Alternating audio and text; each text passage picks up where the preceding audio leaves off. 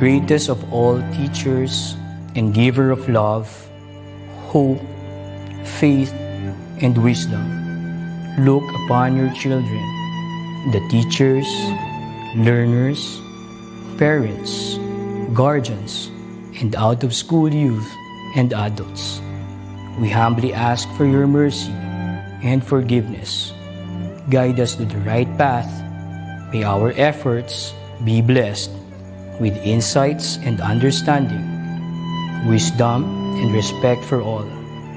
Bless us with patience, for the path of learning is never easy. Bless our commitment to keep on learning new knowledge and experiences. Let your light shine upon us as we make our world a better place to live in. Amen.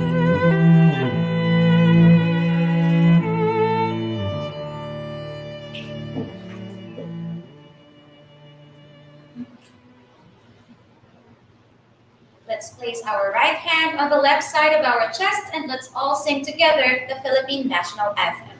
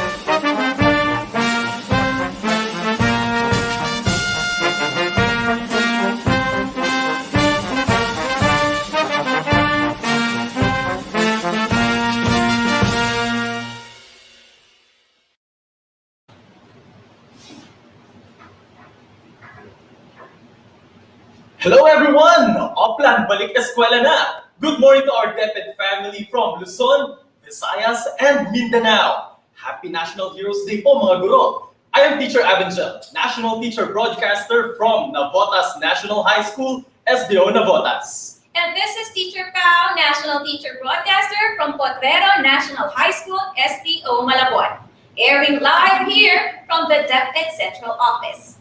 To our beloved Secretary, Leonor Mactonis Briones, Undersecretary for Administration, Elaine Delby Pascua, Undersecretary for Curriculum and Instruction, Justado M. San Antonio, Undersecretary for Field Operations, Rev. C. A. Escobedo, Assistant Secretary Alma Rubisi Torio, Director Jocelyn D. Andaya, Director Leila P. Ariola, Director Ronilda Arco, and Director Abraham Y.C. Abanil, we would like to extend our sincerest gratitude for giving us the chance to be of service to our fellow teachers. Yes, and this VINSET 2021 is brought to you by the Information and Communications Technology Service Educational Technology Unit in collaboration with the offices of the Undersecretaries for Administration, Curriculum and Instruction, and Field Operations. We would also like to thank all the regional directors, schools division superintendents, and assistant schools division superintendents for giving your all-out support to the EdTech unit's advocacy of enriching teachers' knowledge one teacher at a time. Maraming salamat po. And with that, Teacher Pao, magandang umaga sa iyo.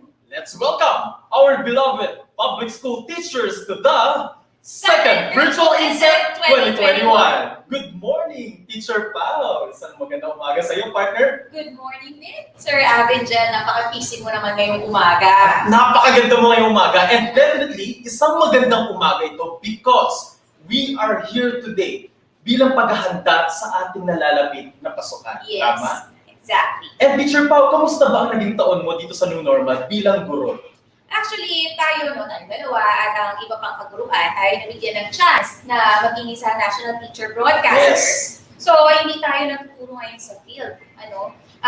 But we are teaching a national TV. Yes, and definitely nakaka-relate din ang ating mga guro sa kanilang mga schools dahil lahat din sila ay all out ang sakripisyo at ang lahat ng effort nila para maihatid ang pag-aaral sa ating mga kabataan. Thank you po sa inyo. And Maraming salamat po. And as you know, Sir Avengel, the first VINSET held last March 15 to 19, 2021 was a huge success because we were able to empower over, get this, 540,659 public school teacher participants nationwide. that's great, and for sure, Teacher Pao, we will have more participants now in this 5-day VINSET beginning today, August 30, until Friday, September 3, because, take note we are grateful that more teachers will be able to use their DepEd SIM card and connectivity load, right? That's right. Use your DepEd SIM card now and join us. You can watch us live on DepEd Philippines Facebook page and on the Educational Technology Unit channel on YouTube. And let us not forget also that today we commemorate the National Heroes Day. And as we remember the gallant and the heroic sacrifices of our Filipino heroes who fought bravely for our country's independence. And Teacher Pao, in this time of pandemic, we commend every single teachers, individuals, and professions who have dedicated themselves in this fight against COVID-19. Yes, and in the field of education, you, our beloved teachers, are modern-day heroes. Give yourselves a tap on your shoulders and say, I made it. I made it Yes, talaga. definitely, you Yes. made it. It has been a challenging year for us, but because of you, education continues. And that's why this VINSET, ito po ay pasasalamat mula sa EdTech family. For you, we would like to empower you teachers as we begin the school year 2021-2022.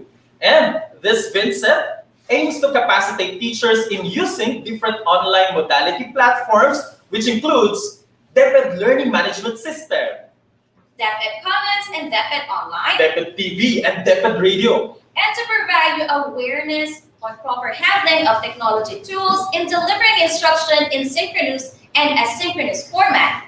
You will also learn and apply different components of cyber wellness such as data privacy, netiquette, and troubleshooting. And we would be teaching you emerging technology tools and applications to maximize the use of cross-platform operating systems. And to inspire you through guided programs to innovate and upgrade your skills in the use of different solutions in acquiring international certification under Microsoft, Adobe, and Google.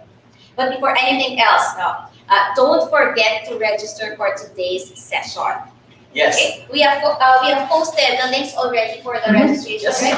Please do check. And also, wag po natin kalimutan, dear teachers, ang ating pong attendance. And double check po our VINSET 2.0 Day 1 attendance. And take note, teachers, dahil po araw ng mga bayani at kayo po para sa amin mga bayani, at alam ko, today is a holiday, Yes. we would like to grant you service credit, 1-day service credit for this one, and also, this is a voluntary participation Yes. for this VINSET 2021. Okay? And Again, wag po natin kalimutan mag-register at mag-attendance for today's session because this will be our key to receive our certificate. And again, just to remind everyone who are attending this virtual INSET, it is voluntary, hindi po ito mandatory. It is not required, but it will definitely help us as we will acquire new information with the help of our top-notch speakers. yes, and definitely, maganda yan, di ba? We definitely love you, our beloved teachers. We are doing this because, sabi nga, life goes on. And education must continue no matter what. Kilala natin yan, mula yan sa ating ina dito sa Departamento ng Edukasyon, Kagawaran ng Edukasyon. Alam mo, Teacher Pao, isang blessing talaga ang pagiging guro dahil kaya mong magpabago ng buhay. Dumating ka na ba sa punto sa buhay mo na may bumalik sa iyong estudyante at nagsabing, Sir and Ma'am, thank you so much po dahil you've inspired me. Yes, sobrang nakaka-touch yung mga ganun. Totoo. And definitely ang ating mga teachers na nandyan nanonood ngayon, meron na talaga kayo. Thank you dahil marami na kayong batang napabago. Alam man natin o hindi, we thank you for that one. And, alam nyo ba, isa na dyan ang ating magbibigay sa atin ng welcome remarks as we begin this VINSET ay isa sa mga naging estudyante ng ating DepEd Secretary mismo. And he is with us to give us a welcome remark. Elaine Pasqua is a proud product of public elementary education, having studied in Girona North Central School in Tarlac. Under his supervision includes the school building program, computerization program, school-based feeding program, and disaster-related quick response program. It is under his watch that the DepEd administration strand formulated the comprehensive public schools of the future framework with major programs such as the Digital Rise, the Public Education Network, DepEd Enterprise Resource Planning System, the Last Mile Schools, DepEd Core Values, Sports Manuals, and the Oplan Kalusugan sa DepEd. When the COVID-19 pandemic engulfed the nation and the whole world, he and the entire administration strand, in cooperation and coordination with other offices outside the strand, were able to handle the DepEd Task Force COVID-19, the DepEd Commons, at kasali tayo dito, DepEd TV, DepEd Radio, DepEd TV Facebook, DepEd TV YouTube channel, and the DepEd Learning Management System, among others. And these undertakings earned DepEd the Citation Policymaker EdTech Champion at the 10th Anniversary Event and Award Show of Mobiles for Education Alliance. Please welcome Undersecretary Elaine Delby Pasqua.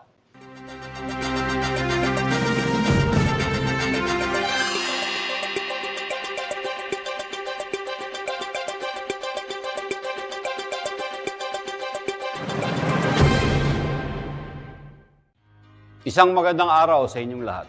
Ako'y natutuwang makita kayong lahat dito sa second Virtual In-Service Training o VINSET bilang paghahanda sa nalalapit na pagbubukas ng school year 2021-2022. Noong nakaraang taon, noong March 2021, noong ganapin ang unang VINSET, inakalang may cyber attack galing sa Pilipinas dahil sa surge ng users na gumagamit ng isang platform. Yun pala, ang surge na ito ay dahil sa mga gurong sumali sa ating VINSET. The DepEd's first virtual in-service training trained 514,659 public school teachers through the webinar format spearheaded by the Information and Communications Technology Education Technology Unit or ICTS EdTech. This marked the first webinar training that reached 100,000 participants worldwide. This is a testament of you, our public school teachers. Your passion, commitment, and dedication to your chosen profession, your advocacy to educate our nation's youth, even in the face of COVID-19 pandemic. Kaya nararapat lamang na bigyan kayo ng tamang suporta at serbisyo upang patuloy nating may hatid ang dekalidad na edukasyon sa ating mga mag-aaral.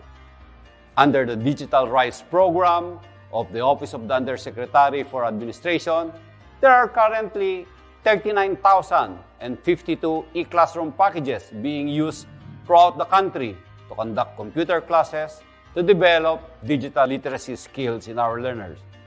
There are presently 45,869 classrooms with televisions, projectors, and laptops that support ICT-assisted teaching in schools on top of the 36,676 packages under fiscal year 2020. The establishment of the Public Education Network, or PEN, is underway, with the core network already operational in Subic and the connection of more than 3,000 remote schools to the internet through satellite technologies are already being procured at this time. Educational systems are also in place and are continuously being improved to respond to the current distance learning setup and for use when we return to face-to-face classes.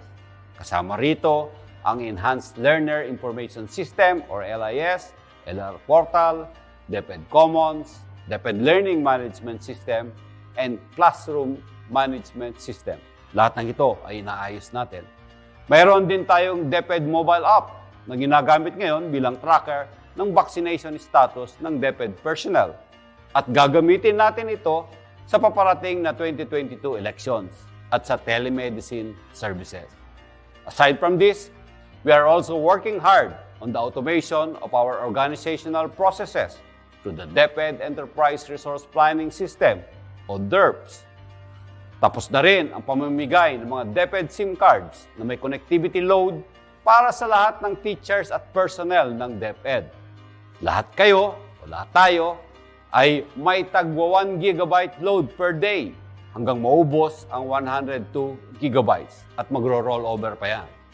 Napakarami na nating nagawa at marami pa tayong gagawin kasama itong VINSET sa ating patuloy na pagpapabuti ng ating serbisyo para sa ating kabataan.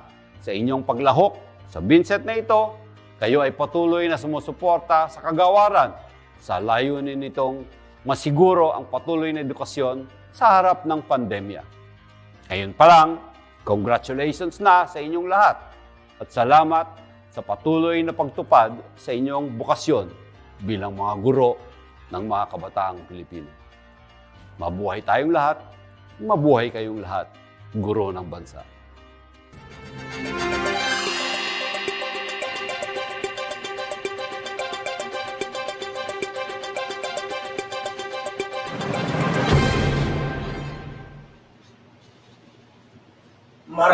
Maraming salamat po, Yusek Elaine Del P. Pascual.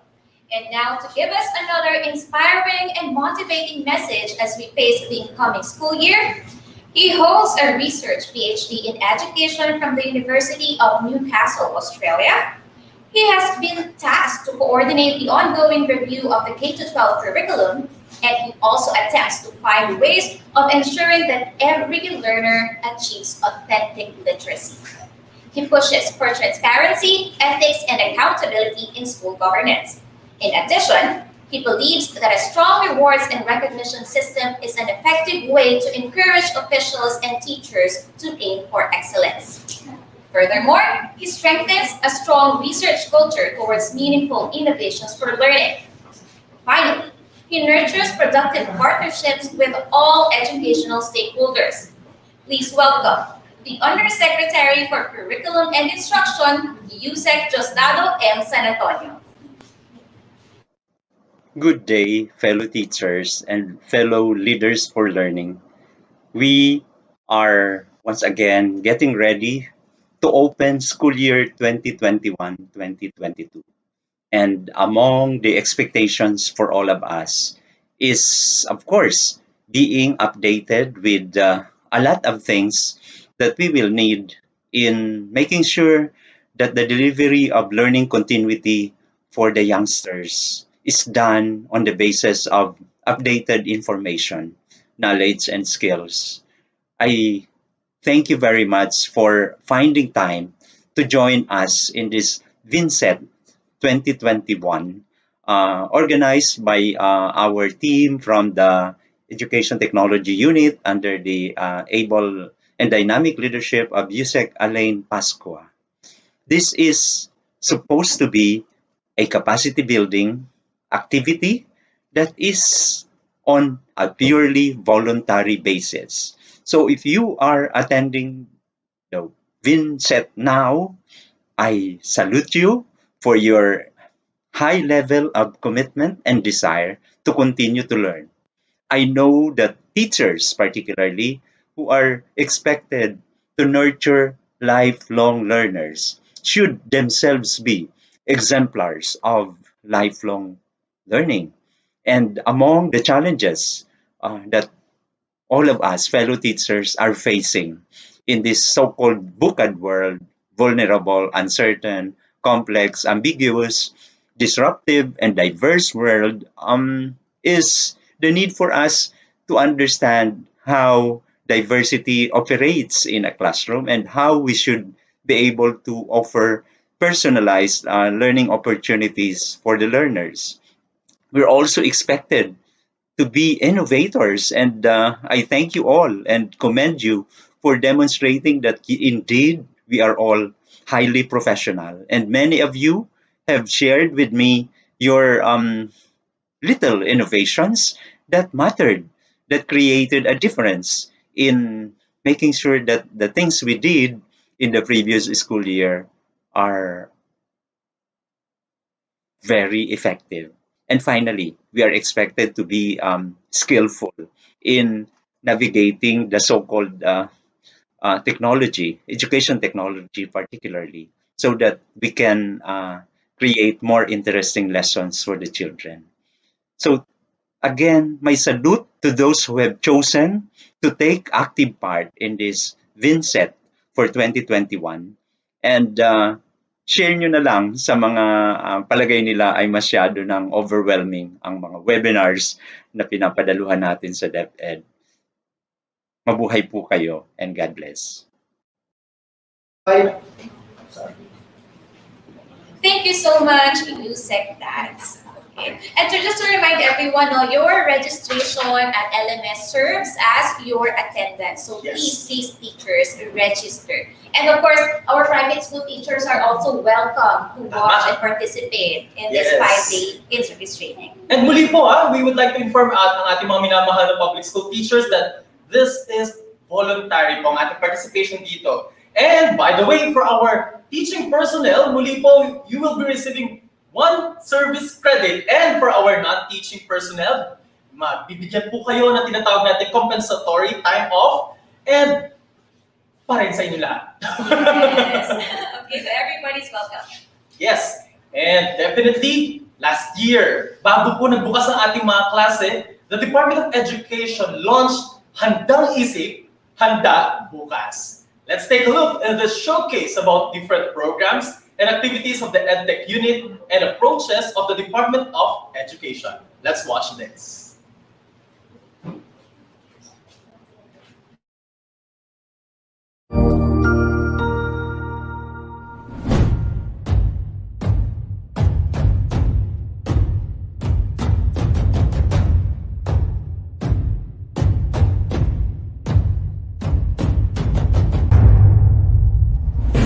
As we face the command of rapid development in technological innovation in the world, the Philippines' preparedness in advancement of its physical facilities, infrastructure, and soft skills are given focus, especially with the empowerment of teachers' capacity and capability, not only in pedagogical aspects of teaching, but the confidence in delivering instruction with the use of information and communications technology.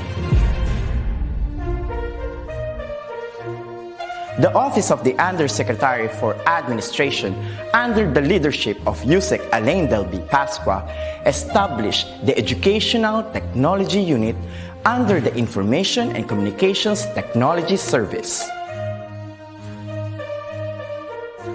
Its prime function is to empower and capacitate public school teachers and learners as required by the global demand of the fast-paced development in technology.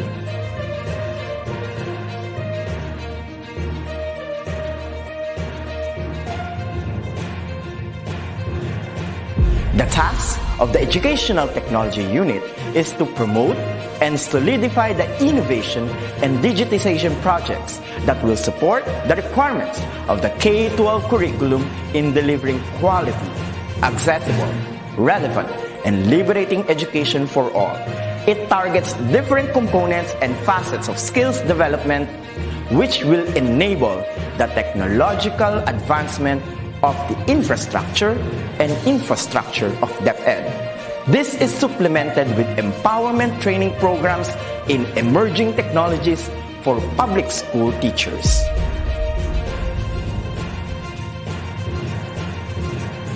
The programs of the EdTech unit target the emerging pedagogies focused on open educational resources, robotics and mechatronics, coding and programming, virtual reality and augmented reality in education, mobile application development, Internet of Things, and the productivity tools for learning, which includes Microsoft Office 365, Google Apps for Education, and the different Adobe software tools. In addition, the maneuver of in-house applications such as the DepEd Commons and the DepEd Learning Management System is under the flagship of the EdTech unit. The supervision of DepEd TV in ensuring world-class produced video lessons is another task of the office.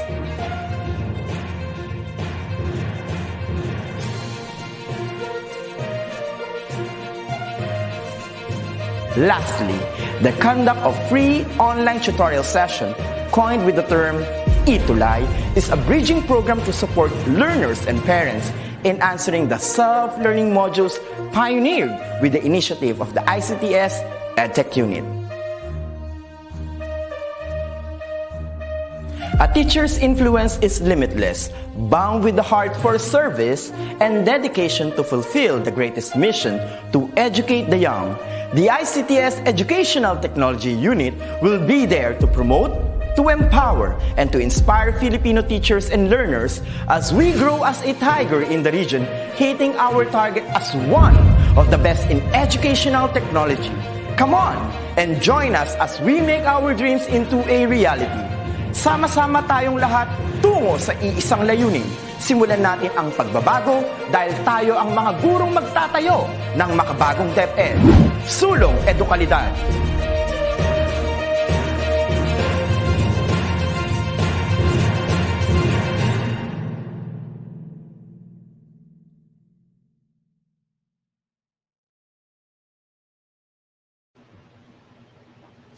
Sulong Edukalidad, and definitely nais nating batiin ang ating 172,000 viewers, Teacher Pao. Hello, hello mula sa inyong pwesto dyan ngayon. And yan po ay a combination ng ating total views mula sa Facebook page, YouTube, and social media platforms na nag-i-air ng ating VINSET 2.0. Yes, and just to remind again everyone sa mga bagong pasok pa lang, please don't forget to register. Sa yung mga pinost natin nung hapon, I think it's posted the registration links already. Our registration serves as our attendance as well. Yes, Teacher Pao. That's right. Huwag mong kalimutan, mga minamahal na guro. Yes, and one-day service credit for teaching personnel and compensatory time off for non-teaching personnel. Yes, and ulitin po namin invited din po. Welcome na welcome ang ating mga private school teachers. Saan na po sila? Yes, public and private school teachers are all welcome to join. Alright, so are you ready, teachers? Let's begin with the first out of 6 topics that we have in store for you today. But first, let me ask you a question, sir. Do you consider yourself as tech-savvy? Wow! Me? Nako, alam mo, Teacher Pao, bilang guro ng bago ng ating tinatawag na new normal, alam mo, for the past months, natutunan ko na ang Zoom, Microsoft Teams, nabago ko na yung background ko, nilagyan ko ng mga bagong effects, and also, na-utilize ko talaga to sa ating mga klase, and at the same time, nagamit din natin to sa mga meetings, at pag-develop din ng ating mga materials. Yan. Yes. Ikaw ba, Teacher Pao? Parang wala kasi tayong choice, no? So, wala tayong choice in this new normal, we have to adapt. We have to adapt sa mga technologies kasi yun na talaga yung gagamitin natin. Tama, tama. At kayo, mga minamahal namin guro, para mas maging handa kayo sa ating pasukan, gagawin pa natin kayo mas tech-savvy. Right? Yes. And our next topic first topic for this morning is all about retooling of teachers' capacity in using ICT and emerging technologies. You wondering who will be our first speaker? Gusto ko nang malaman niya, pero balita ko, siya ang nagbigay ng marka para mapataas ang antas ng educational technology sa ating bansa. Yes, marka talaga. Marka talaga yan, definitely. He is a former grade school Filipino and Araling Panlipunan teacher in LaSalle Green Hills. With his expertise in mobile learning technology, he builds the framework and structure of the Pearl program of the institution, serving as the Institutional Educational Technology Liaisons Officer. At present, he is the head of the ICTS Educational Technology Unit that provides expert-level advice and competence in ensuring that DepEd innovations will prosper and continue to leverage teachers' competence and literacy in emerging technologies and ICT. Please welcome a man of wisdom, a truly hardworking person, and a leader to us all in the EdTech unit, the head of the Information and Communications Technology Service Educational Technology Unit, Sir Mark Anthony CC.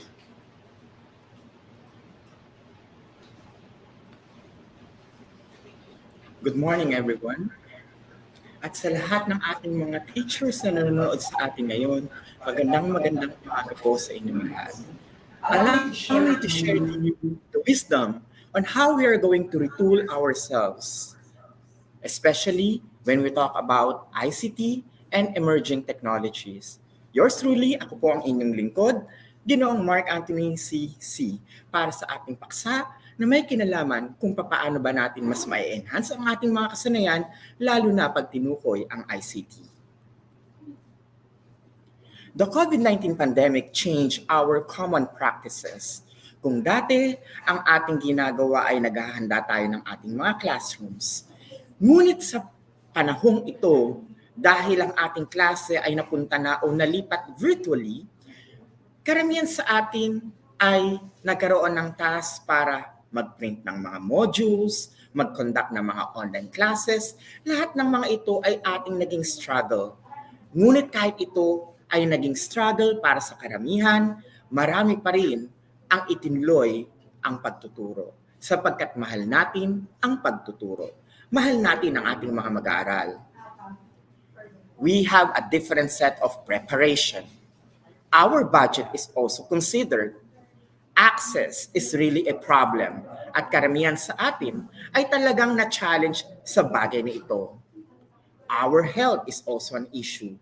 Nandiyan yung tinatawag natin ng mental health condition at kung paano iaakma ang ating kalagayan sa nararanasan nating sitwasyon. Our teachers are also parents. They are members of the family na kapag sila ay nagko-conduct ng kanilang online classes o mga classes sa kanilang tahanan, kinakailangan ay marunong silang maghati ng kanilang panahon sa pamilya at panahon sa pagtuturo. Na kung saan, dahil sa COVID-19 pandemic na ito, para itong naging unlimited. That's why many of our teachers, especially considering their health, is actually a concern. Kinakailangan ay alam natin paano ang tamang proseso para ma-budget at maitama ang paraan ng ating pagharap sa ating klase virtually at ganun din ang ating pagharap sa ating mga gampanin bilang miyembro ng ating mga pamilya. And also, the resources. Many of our teachers are asking, where can we find or where can we get these resources? Is it already available? At halos karamihan, iba-iba na ang internet sites na pinupuntahan kung sakaling ito man ay makita nila na naglalaman ng mga links, ito ay kanilang pinupuntahan sapagkat they wanted to deliver the quality instruction to our learners. But my dear colleagues, with all of this being said, we learn how to communicate, appreciate, and be more rational in our decisions. Tandaan natin yung word na rational. Importante mga kaguro na bawat desisyon na ating ginagawa, pinag-iisipan natin ito ng mabuti sapagkat it might have a long-term effect in ourselves. Kung ang ating tinitignan lagi, ang ICT ay nangangailangan ng strong internet connection, then our government look for means, search for ways on how to help our teachers. Kung ang ating tingin lagi, naku, ang daming mga ginagawa, I agree to that. But when we know how to budget our time and separating it properly in respect to our family and respect to our work, then we can do it, even if it is hard. Ang COVID-19 pandemic na ito ay nagbukas ng kamalayan sa ating lahat for us to learn how to communicate with each one of us. Nandyan ang social media na pwede nating masabihan ng ating mga nirarant, but we need to be rational. Isipin nating mabuti kung ano ang epekto nito sa mga nakababasa, maging mga mag-aaral o ating mga kapwa kaguro. There might be some instance na ang tingin natin ay masama, nararapat lamang po na ito ay ating i-voice out sapagkat yan ay ating mga karapatan. Ngunit tandaan natin na ang bawat karapatang ito ay may mga pribilehiyong kasunod. Importante na ang ating mga sinasabi ay nararapat na makatao, may paggalang, at may pagrespeto sa ating kapwa. The COVID-19 pandemic will not stop us in delivering quality education. We need to move further, and all of us, we need to help each one to get it. ICT and emerging technologies are just tools, but what most important is our attitude on how we are facing these challenges. Teachers learn how to search for pathways to further improve their capacity to sustain the quality of education. And the ICTS Educational Technology Unit, together with our partners, are continuously evolving and continuously share this expertise so that our teachers are ready. Nandyan ang Google Workspace for Education, ang Office 365 care of Microsoft Philippines, ang pagkakandak ng OER sessions o ang Open Educational Resources, the empowerment programs regarding Adobe apps for education, Minecraft, a game-based learning approach in education, ang pagtuturo ng robotics kagaya ng Spike Prime na mula po sa Lego Education, at ang pinakamamahal ng karamihan, ang paggamit ng Canva kung saan natuto ang mga kaguruan natin kung paano gumawa ng templated format ng mga klase ng worksheets. All of these are the different pathways on how we are going to bridge instruction in spite that we have this pandemic situation. Tandaan, tanungin mo ang iyong sarili, ni isa ba dyan ay iyong inatenan? Ni isa ba dyan ay iyong sinubukang gawin? Kung opo ang iyong sagot, binabati kita.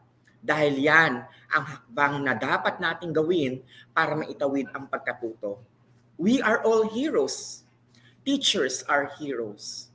But in order for us to do it, we need to share what we have learned. Hindi importante kung gaano ito kaliit o gaano ito karami o kalaki. Ang importante ay paano natin ito pinahalagahan at ibinahagi sa ating mga mag-aaral. However, we need also to consider to help our public school teachers and also our private school teachers to retool their ICT skills.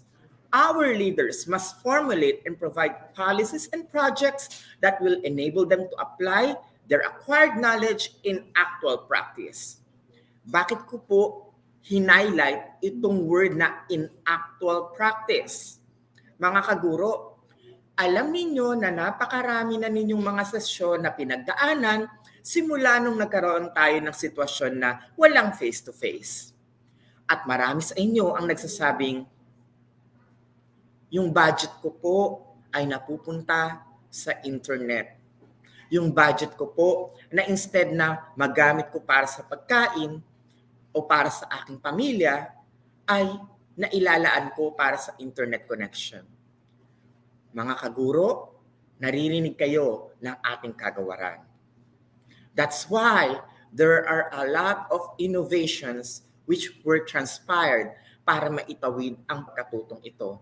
Nandyan ang DepEd Commons, ang DepEd Online, ang paggamit ng DepEd TV at DepEd Radio, at soon, ang paggamit ng ESLM. Nariyan din ang paggamit ng DepEd Learning Management System. And I'm sure many of you will say, lahat yan, Sir Mark, kung hindi nasa YouTube, mag-a-access po kami online. Tama po kayo. At dahil dyan, ang requirement, sabay-sabay tayong sabihin, internet connectivity. And for us to retool our teachers, we need to have good internet connection. And that's why with the OUA Memo 00-0821-0098 dated August 12, 2021, inilabas ang DepEd SIM Card and Connectivity Load Program in coordination with our telecommunication partner na Smart, na kung saan sa pamamagitan ng 5G technology, inilalaan nito ang mga sumusunod. The teachers are provided with 34 GB monthly load, which is designed with the following things. Number 1, 1 GB per day for specific e-learning apps and whitelisted DepEd apps. Ibig sabihin nito, sa pamamagitan ng 1 GB per day na yan, ay ma-access natin ang mga learning tools na ito na maaari nating magamit sa ating pagtuturo in our online classes. And in addition, a 4 GB for open data access. Kapag ito ay ating binilang, magkakaroon po tayo ng total na 34 GB dahil yung 1 GB ay imumultiply natin into 30 days. Dagdagan natin ng special or inclusion na 4 GB for open data access. And with that, our teachers can utilize it for free. These things are based from the solid analytics consumption data kung saan nakuha ang basis para sa 34 GB na monthly allowance na gagamitin para sa ating mga guro in order for them to access via online. Kindly take note that unused data do not expire for the next 1 year from date of activation or on its first use. The unused data are rolled over provided they will be utilized before the expiration after 1 year. Kaya kung kayo ay nanonood mga kaguro at sinasabi ninyo na, Sir, bakit wala pa po kami nitong SIM card na ito? Mamaya-maya ay makikita ninyo kung ano ba ang proseso para kayo ay makakuha ng DepEd SIM card na ito. But for those teachers na nakakuha, narito ang mga proseso na dapat ninyong pakatandaan. Number 1, you need to download the Giga Life app on your phone via the Google Play Store and App Store. Second, you need to log in using your new SIM card number and input password, then click sign up. And I have a plea to our teachers who are content creators in YouTube. Kindly revisit your content because I have seen so much wherein your SIM card number or your number itself is reflected onto the screen. You need to protect that number. Bakit po? Data privacy mga kaguro, kaya sa ating mga content creators, hindi po ipinagbabawal ang pag-create ng mga tutorial videos. Importante po na bigyan din natin ng protection ng ating mga sarili dahil kapag kayo ay nagko-conduct ng session o ng tutorial format, hindi po sinasadya na naka-reflect din po ang inyong SIM card number para po ito sa inyong protection. Kaya, huwag kalimutang balikan ang inyong mga content and I'm really thankful and I want to congratulate all of you who are helping us in informing the public kung papaano gamitin ang DepEd SIM card. Just remember that when you put your password, it should have 8 to 20 characters and at least there's one capital letter, one lowercase letter, and at least one number. Huwag na huwag pong gagamit ng mga special characters na naka-indicate po, gaya ng colon, semicolon, and etc. Remember, no spaces also for your password. At pakatandaan, huwag na huwag po nating kalilimutan ang ating mga password. Kung ang ating DepEd email address, kung saan ating pong laging nakakalimutan ng DepEd password ninyo, huwag po natin gagawin yun dito sa ating DepEd SIM card. Kaya kinakailangan kung tayo ay mayroong notebook, ilagay po natin doon at pakatandaan kung ano ang password na inyo pong inilagay. Step number 3, after accessing it, you will be provided by a PIN number and you need to click to proceed. Tandaan, yan ay one-time PIN. Ibig sabihin mga kaguro, babalikan ko yung mga content creators. Kasi po, habang kayo ay nagpapakita ng tutorial video, napapakita nyo rin yung one-time PIN po ninyo. So please, data privacy po, pakaingatan ang inyong SIM card number. Please revisit. Number 4, you need to read and check the boxes of apps term and policy conditions na nakalagay. Kapag ito po ay inyo nang natik o nalagyan ng check, then you need to click I accept. Number 5, once you are registered, you will be redirected to the user interface of the Giga Life apps. At makikita po ninyo yung blue button na nakalagay ay check usage. Once you click that, you will see the initial load balance of 34 GB. So sa ating mga kaguro, tandaan, ito pong proyekto na ito ng ating kagawaran ay para po sa inyo.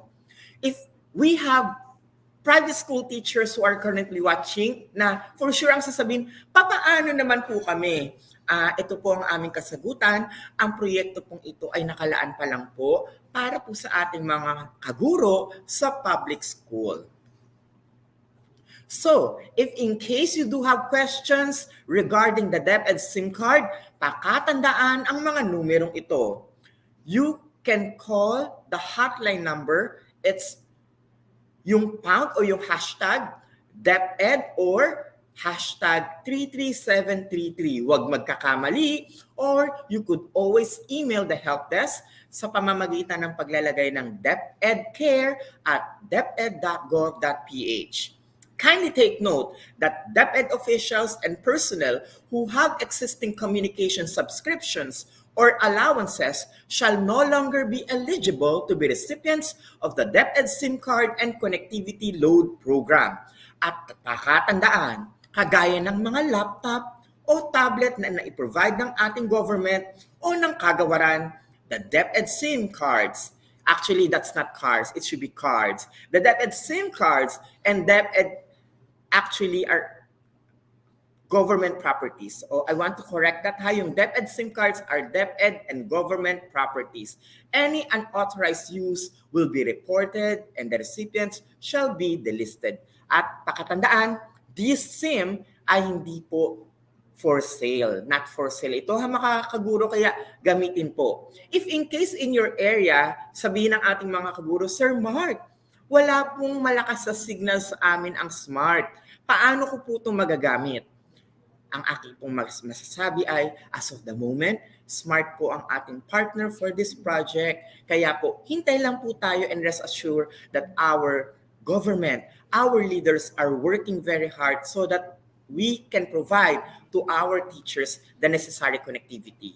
Gaya nga na nabanggit ni Yusek Alain Del B. Pascua, the Undersecretary for Administration, the department has procured the SIM cards and connectivity load from our external partner for all the teaching and non-teaching personnel to ensure ease in communication and a hampered delivery of services amid the crisis. At sa pamamagitan ng SIM cards na ito, we can retool ourselves. Magagamit natin to para mas mapaghusay natin at magamit natin into practice ang ating mga natutuhan. So to all of our viewers right there, mga kaguro, na hindi po nakakuha ng DepEd SIM cards, ito na ang pagkakataon ninyo nakalagay sa ating screen. Please go to https://depedconnect.com.ph. Uulitin ko po, para sa mga kaguro natin, public school teachers, teaching or non-teaching personnel, kung kayo po ay hindi pa nakakakuha ng DepEd SIM cards, please register. Dahil kapag kayo po ay nag-register, doon pa lang po mapoproseso para makuha ninyo ang DepEd SIM cards. Tandaan, pumunta lamang sa depedconnect.com.ph. Sa mga kaguro natin na nakatanggap na po ng DepEd SIM cards, mahalaga rin po na balikan natin ang registration na ito para po ma-update ang ating inilagay na data. Tandaan, importanteng pangalagaan natin ang ating SIM card number. I am not discouraging our YouTube creators, teachers from the field. Ang akin lang pong sinasabi rito ay ingatan ang pag-reflect ng inyong mga numbers on the screen sapagkat yan ay inyong numero, inyong SIM card number. At tandaan, bahagi ito ng ating data privacy. There is no perfect solution, but we need to try and be the best possible solution, mga kaguro. Ang ating kagawaran ay humanap ng kaparaanan para mabigyan ng internet connectivity ang ating mga kaguro. And I can say that's not the perfect solution because there's no perfect solution. But if we help one another, then we can be the best possible solution. So, my dear colleagues, how are we going to retool our skills? Maliban po sa mga kino-conduct na mga sessions ng Educational Technology Unit ng ating kagawaran, whether it's in the division, region, o maging sa school base. Okay na okay po yun. Pero ito ang isa sa aking challenge para sa inyo. Learn how to attend online sessions to acquire new learning and ignite professional growth. Pakatandaan ang sumusunod na mga URL na ito. Pwede po kayong pumunta sa simeoinotech.org/learning programs. There are free online courses na pwede kayong makatanggap ng digital certificate after accomplishing the necessary task of the course. Bakit ko po binabanggit ito? Sapagkat meron tayong homegrown developed program, but it's also better to see at the lens on the other side. Maganda na makita natin ano ang nakikita ng ating mga educational partners, especially talking about retooling our skills in ICT and in emerging technologies. Maliban po dito sa course na pinapakita na libre mula sa Simeo Inotech, pwede rin pong puntahan ang openlearning.unesco.org/courses. Alam ba ninyo na dito ay makikita natin ang variety ng mga learning tools sa paggamit ng ICT. Nandyan ang mga expertise na mula sa iba't ibang bansa kung paano nila ito natutuhan. And I'm for sure, many of our participants will ask, saan nakukuha ng EdTech unit ang kanilang mga i-share? Because there's always something new. And this is actually one of the tricks. Go to openlearning.unesco.org/courses and you will learn new emerging technology tools na kung saan ay ginagamit ng mga bansang nakasubok na nito, and it was conducted with corresponding researches. At dahil dito, makikita natin na unti-unti ay mag-i-improve at makakapacitate pa natin lalo ang ating mga skills. Take note of the word, when we retool ourselves, hindi tayo lamang nakabase sa localized version na mayroon sa atin. Kinakailangan i-ignite natin ang spirit na yan for us to learn more. We quench for learning. And for us to grow more, then let's try these unique sites. A breath of fresh air is giving us knowledge from experts in other countries will also provide us a different side of the spectrum. Tandaan natin, walang isang perpektong solusyon, pero tayo ang makakagawa ng best possible solution. The next thing that we can do to retool our skills is simply to conduct a research on the efficacy of a good specific ICT tool or apps that will be a good contribution or solution to enrich and enhance the literacy, numeracy, and reading proficiency of our learners. Bakit ko po ito nabanggit? Tandaan po natin na ang ating kagawaran ay naglabas po ng DepEd Order No. 16, Series of 2017 about Research Management Guidelines, kung saan importante na makibahagi tayo rito para ang ating mga research na gagawin ay makatulong sa pag-develop ng skills ng ating mga kapwa-kaguro, at hindi lamang yon, makakabuo tayo ng magandang framework na makakatulong sa ating mga mag-aaral at sa paraan ng ating pagtuturo. It's high time for us to jump into research. Di ba narinig nga natin, ano ba yan research ng research? When we talk about research, it means we wanted to contribute to society para mas mapaganda ang sistema ng ating edukasyon. May mga researches na makakatulong gaya ng ICT application and tools na kung saan masisigurado natin na makakapag-contribute tayo para sa ikabubuti ng educational system ng ating bansa.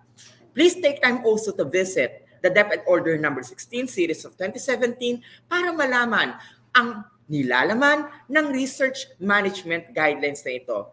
And the simplest way to do is to conduct a classroom-based research. Let's move on. Ang kasunod po sa kaparaan paano natin mareretool ang ating sarili is to contribute and create rich resources based on UNESCO-identified distance learning solutions. Sir Mark, bakit UNESCO na naman po ang inyong binabanggit? Pakatandaan natin na ang UNESCO ay isang organisasyon na tumutulong para ma-enhance pa ang pagtuturo at kagalingan ng mga guro para sa benefit ng ating mga mag-aaral.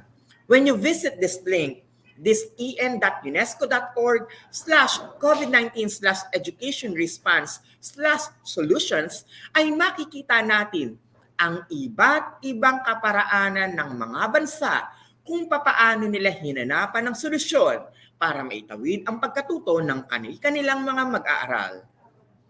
And remember the last one, share, teach, and inspire more teachers and learners on the use of distance learning solutions.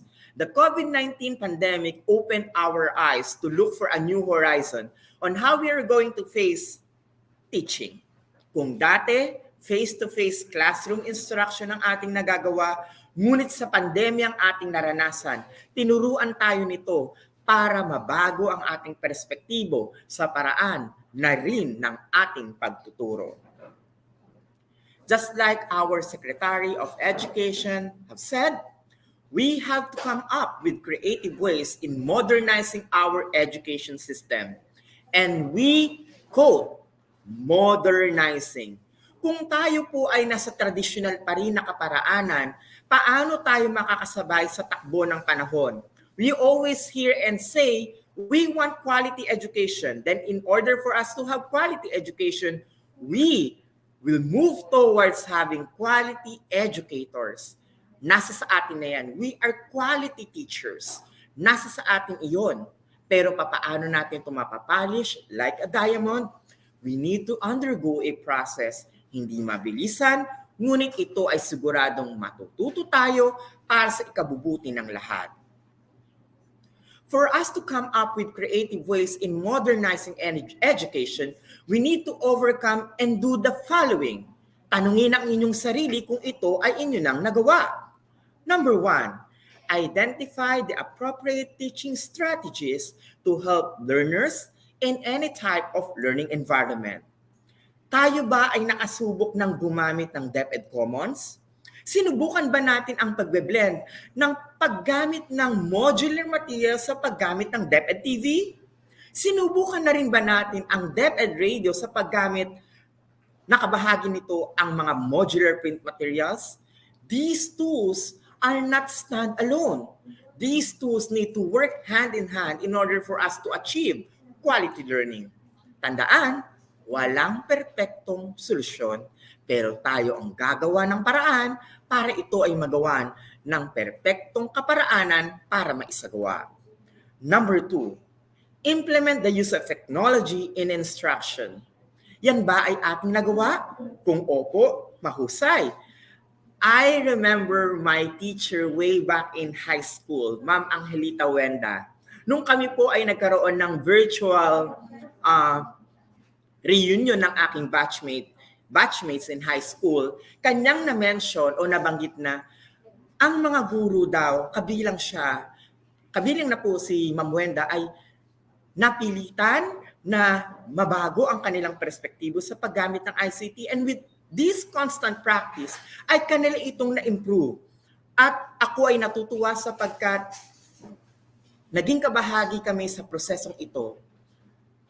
Kung kayo po ay natuto sa paggamit ng teknolohiya, gamitin ito para sa ating mga mag-aaral. Because our learners also will benefit from it. Tandaan natin na lahat, karamihan sa ating ginagamit ay nasa teknolohiya na po. We need to open our minds to move towards this modality sapagkat yan ang hinahanap ng future education. Number 3, we need to foster student relationships and learn from the experiences by listening to them. Tandaan natin na may mga nahahanap ang ating mga mag-aaral na mga possible solution na pwedeng makatulong. Let's learn from them, listen to them, and try it out. Wala namang masama. Sabi nga natin, try and try until we succeed.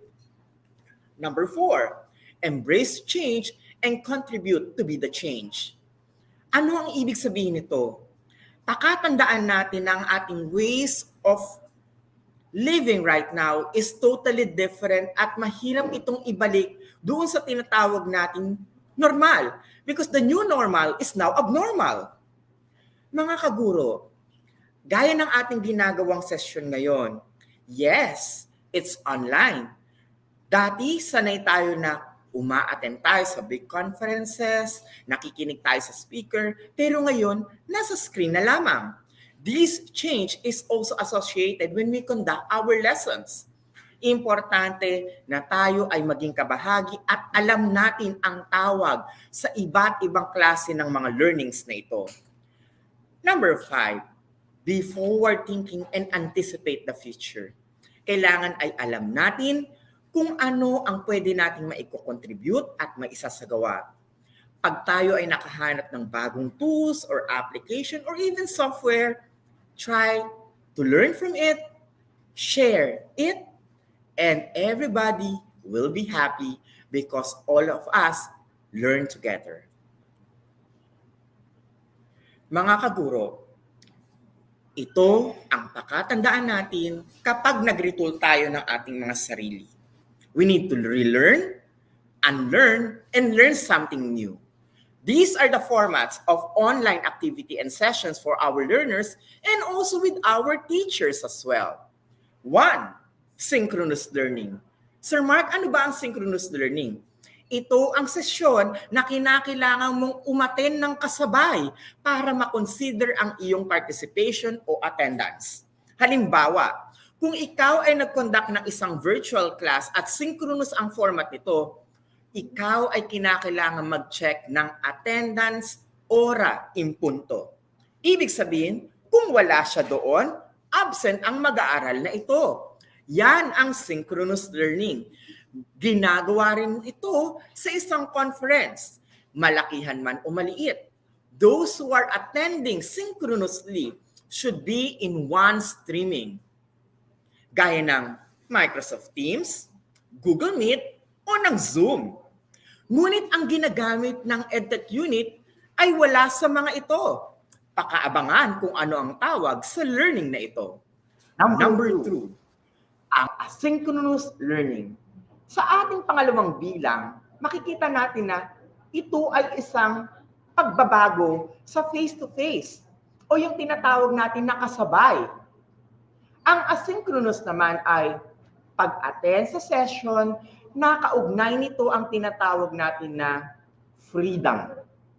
May kalayaan ka 24/7 para matapos ang isang activity bound with a deadline.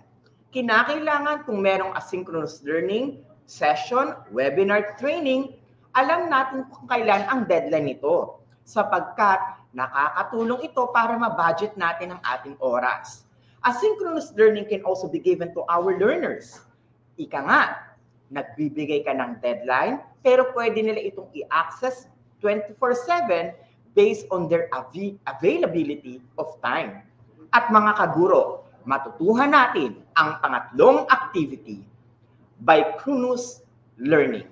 Pag sinabi natin synchronous learning, yan ang kinokonduct na session ng ICTS Educational Technology Unit for the longest time. We are not utilizing Google Meet, we are not utilizing Microsoft Teams, and we are not using Zoom, but we are using Facebook and YouTube to stream our live sessions. Yon, pumapasok ang synchronous activity. Para ang teachers na gustong manood, synchronous nilang gagawin. Pero hawak nila ang kanilang mga oras kung kailan nila gustong mag-register o sagutan o ipasa ang kanilang mga activity. Papasok ang asynchronous learning. Therefore, when we talk about synchronous learning, it's the combination of synchronous and asynchronous learning. Marami tayong nakikitang negative thoughts or comments about the session. Naririnig natin, ay, holiday. Kaya nga po, ito ginawang synchronous learning so that our teachers will have their own freedom of time. Tandaan natin, synchronous learning ang kinokonduct ng ICTS Educational Technology Unit. And for us also to be aware of this different online activity, Tandaan, hindi lamang to dadalawa. Meron tayong tatlo. Banggitin nga natin na sabay-sabay. Synchronous learning, asynchronous learning, and bichronous learning. This format can be applied in professional development courses and webinars. For example, kung ano ang kinokonduct ng CMEU EdTech, UNESCO, that's bichronous learning. Pero meron ding mga session na kinokonduct na kinakailangan mong atinan synchronously. Again, ang kinokonduct po ng ICTS EdTech unit ay bichronous learning. We respect your time, priority, and you have the freedom. Your option to learn, relearn, and unlearn. Sa mga kaguro natin, tumotal po tayo ng 172,000 teachers currently tuned in. Maraming salamat po sapagkat umattend kayo ng ating bichronous session. However, with other teachers na ninais po in your own respective free time, then you have the freedom to do it. Sabi ko nga po, bichronous learning ang ating isinasagawa. Ito ang tatlong konsepto na kinakailangan natin para miretool ang ating mga sarili. Alam natin kailan gagamitin ang synchronous, asynchronous, at bichronous. Dahil dyan mga kaguro, mabuhay kayong lahat, mabuhay ang mga gurong Pilipino, kayo ang mukha ng bayani sa kasalukuyang panahon. Sa ating mga kaguro na nanonood ngayon, maraming salamat po sa inyong pakikinig dahil ang susi sa quality education ay hindi lamang po sa ating mga leader sa pamahalaan. Kayo ang susi para tayo ay magtagumpay sa larangang ito. We will help each one. Maraming salamat po.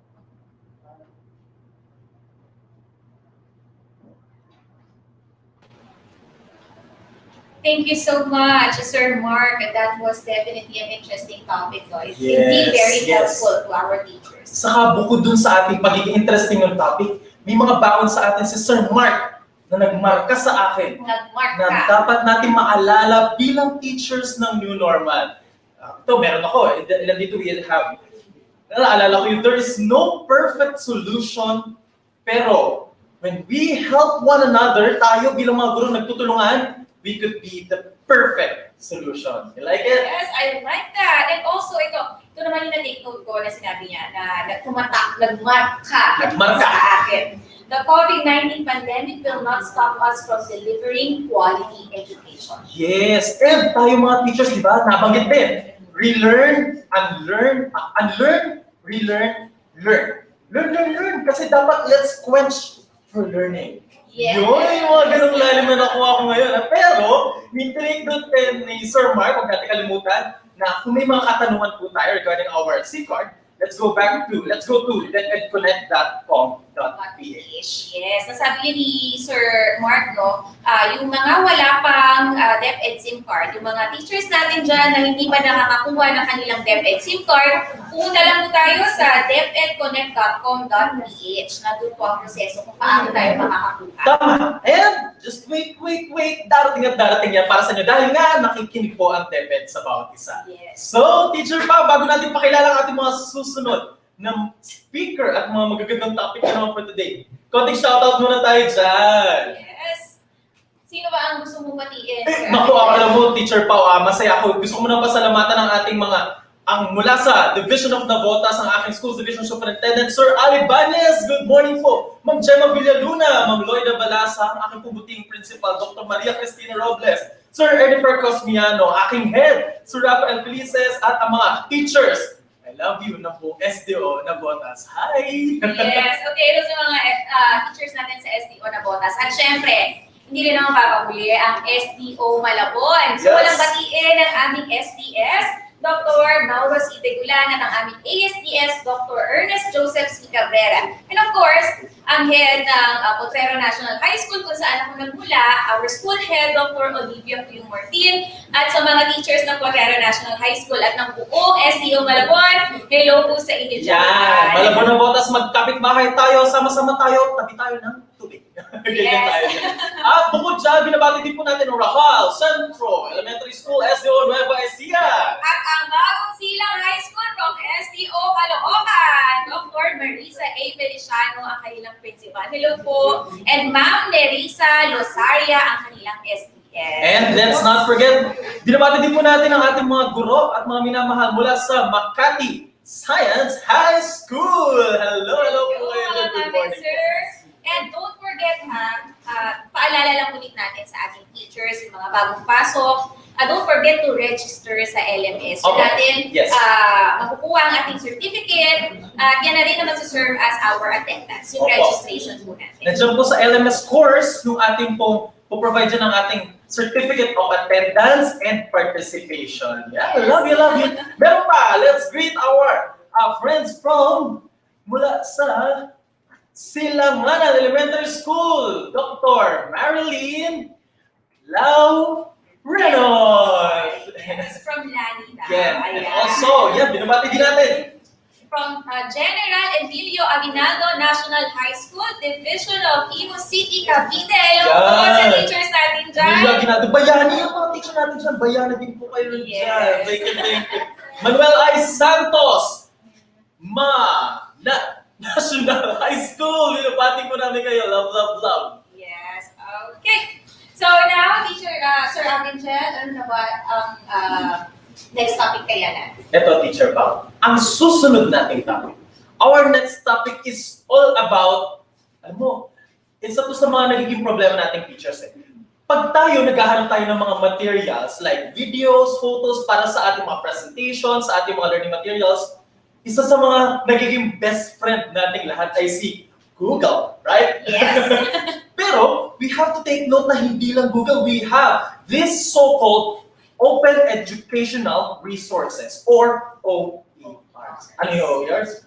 Open Educational Resources. Tama ka dyan. At para maipaliwanag pa sa atin kung ano ang mga advantages of using these Open Educational Resources, narito, we have two speakers for this topic. Yes, we have two speakers. The first speaker that we have, he is a mathematics teacher and the lead trainer of Open Educational Resources in the Department of Education, and he has been working in the Department of Education for 16 years, doing national, regional, division, and school training around the Philippines. Some of his accomplishments and achievements include Microsoft Certified Educator, Google Certified Educator for levels 1 and 2, Google Certified Trainer, Microsoft Education Ambassador, Microsoft Certified Azure AI Fundamentals, Outstanding National Service Training Program Implementer at Pamantasan ng Lungsod ng Muntinlupa, Outstanding Alumni of Muntinlupa National High School, Wood Badge Holder of Boy Scout of the Philippines, and he serves as a National Regional Council and Schools Trainer. All these credentials definitely made him an outstanding citizen of Muntinlupa since 2014. And he's none other than Sherwin Gonzalez Lumeta. And meron pa tayong isang kasama pa mga minamahal nating mga guro. We have our co-speaker for this morning. She is currently working under the office of the ICTS EdTech unit as an EdTech specialist and one of the designated project leads of Open Educational Resources in DepEd. She is a graduate of Bachelor of Science in Computer Science and currently taking up Masters of Arts in Education, major in Administration and Supervision. In her 5 years of experience in DepEd, she earned various international certifications such as Microsoft Certified Educator, Google Certified Educator Level 1 and 2, and Adobe Creative Educator. And she is also a recognized Apple teacher. She is an ETULAY tutor and mentor in senior high school empowerment technology subject. She was nominated as one of the senior high school outstanding ETULAY tutors for school year 2020 to 2021. Ito pa, her expertise has brought her to several speaking engagements, particularly in integrating apps in education. As an active advocate of OER since 2019, she has spearheaded several OER national training workshops in Palawan. In everything she does, she offers it for the greater glory of God. Let us welcome ang ating speaker for this topic, Miss Sarah J, aka Tutor Jane Contreras Sarino, with Sir Sherwin O. Lumeda. Hello, everyone. Good morning.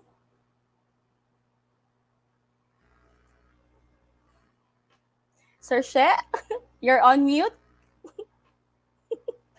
Na-excite ako. Sorry naman. Super Okay, so excited yan, good ba, morning, Sir She? partner. So, okay, na-excite Yes, ako ngayong sir. araw na to. Ikaw ba? Of course, I'm so excited na rin, Sir She, na i-share ito sa ating mga teachers. And ayan, I think, pwede na nating simulan, Sir She.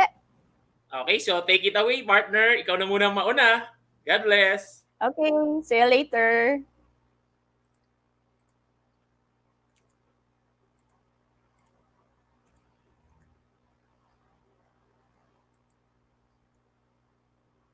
All right, let's just share my screen.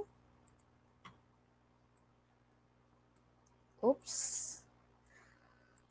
Yan. Isang magandang umaga po sa ating lahat. I am Sarah Jane Contreras-Serino, your first speaker for this session, Advantages of Using Open Educational Resources, or the OER.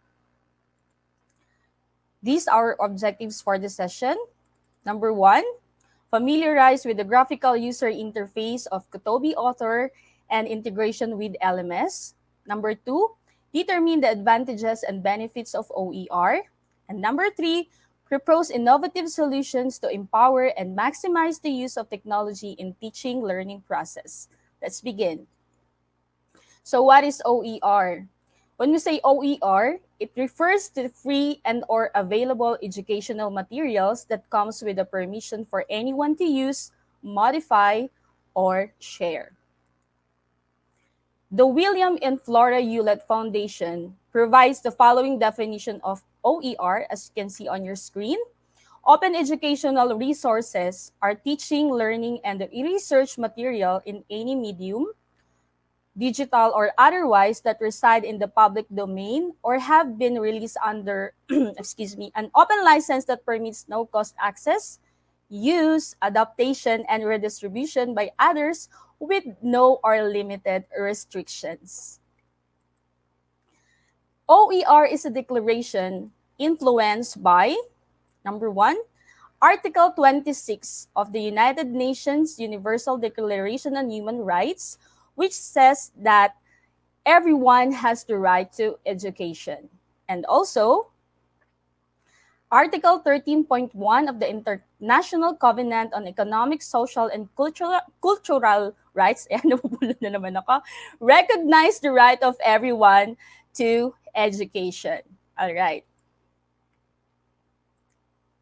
So there are 5 R activities of OER. For an education resource or material to be open, it must satisfy the 5 R activities of OER. Number 1, to retain. When we say retain, make use and own control copy of the content, and control own copy of the content. Number 2, our next is the reuse. When we say reuse, use the content as is. Next, we have the revise, adopt, justify, modify, improve, or alter the content. We also have the remix, the 4th R, combine the original or revised content with other OER to create something new. And the last R in the 5 R activities of OER is the redistribute. You can share your copies of the original content, revisions, or remixes with others. So, OER and DepEd. Yang muna kayo ng konting trivia. Did you know? Ayan. Did you know? Kilala nyo ba yung mga nandun sa screen? So, OER started in April 24, 2019 when Mr. Mark Anthony CC, our head of the EdTech unit, the previous speaker po, ating first speaker kanina, he trained 10 teachers and 2 colleagues from ICTS office to spread the OER advocacy nationwide with the help of UNDP. So OER is the first offshoot project of the Digital Rights Program in providing quality, accessible, relevant, and liberating education. This is under the leadership of Yusik Alain Pasqua and ICTS Director Abram YC Abanil. Ayan po si Sir Mark sa gitna. Next. With a continued commitment and efforts to provide professional development programs to teachers, this original group grew into a larger number called OER National Core Leaders, OER Advocates, and OER Volunteers. Hundreds of thousands of teachers were trained nationwide since 2019 under OER program. So I am so blessed to be part of this advocacy. Dito po ako nakasali sa Cluster 1.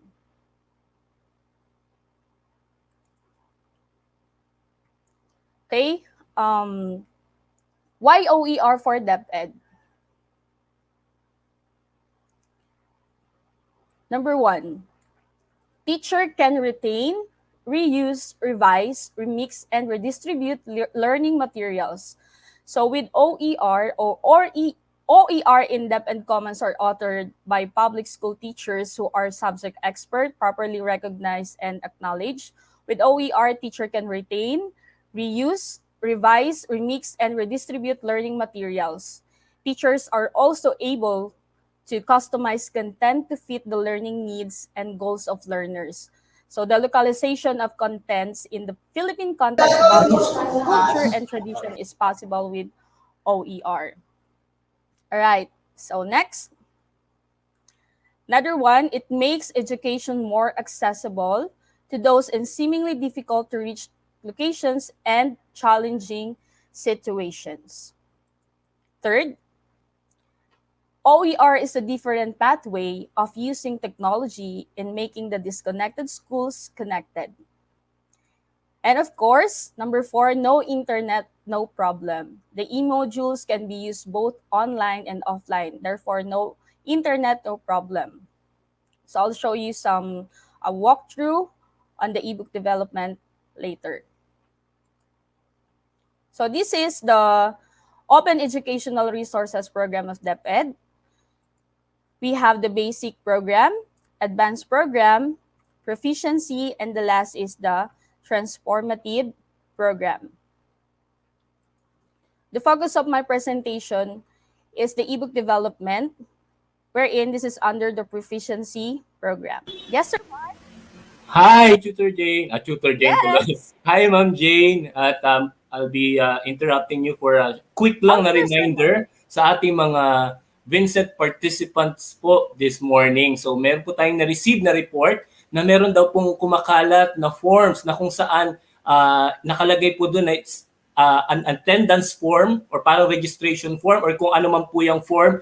Ay, again po, reminder po sa atin, be alert po at maging matalino na wala po tayong pinapaikot or wala po tayong ni-release na attendance form or anumang registration form na kung saan meron pa daw po na nagre-require ng digital certificate or digital signature rather or signature. So again po, wag po tayong magbibigay kahit ano po yan no, sa ating mga na-encounter sa araw-araw sa buhay-buhay natin, whether it's sa DepEd or kung ano man po, alamin po natin kung legit po ba ang source. Lalong-lalo na kung kailangan natin mag-upload ng ID or mag-upload ng ating digital signature. Again po, tayo mga kaguro ay magtulong-tulungan at muli po ay pinapaalalahanan ng lahat, katulad po na nakikita sa ating screen, na wala po tayong umiikot na attendance registration or anuman pong form na para kayo ay maging bahagi o maging parte ng ating virtual INSET 2.0. So just a reminder lang po, Ma'am Jane, and muli po, happy learning po sa ating lahat. Yes, thank you, Sir Maj. All right, let's continue. Okay, so again, the focus of my presentation is on the ebook development. This is under the proficiency program. Oops. Ayan. Okay. So, alam ko familiar naman na sa atin si Kotobi. So, for the benefit ng mga first time lang po nakapanood or naka-join sa ganitong klase ng webinar ng EdTech unit, Kotobi is one of the app introduced during the proficiency program. It is a digital publishing platform to create and publish interactive ebooks for Android, iPad, iPhone, HTML5, desktop SCORM, LTI, and more. Right. So, let's see. So, meron ako ditong pre-recorded na ng mga presentations. So, Ito ang LMS kapag ka-PDF pa lang. Alam naman po natin, familiar na po sa ating lahat. Okay. So the goal of the ebook development ay para hindi lang siya gawing digital, kundi gawin siyang interactive ebook. Okay? From PDF to, PDF to interactive ebook. So ano bang itsura ng isang learning activity sheet kapag siya ay na-convert na into ebook, right?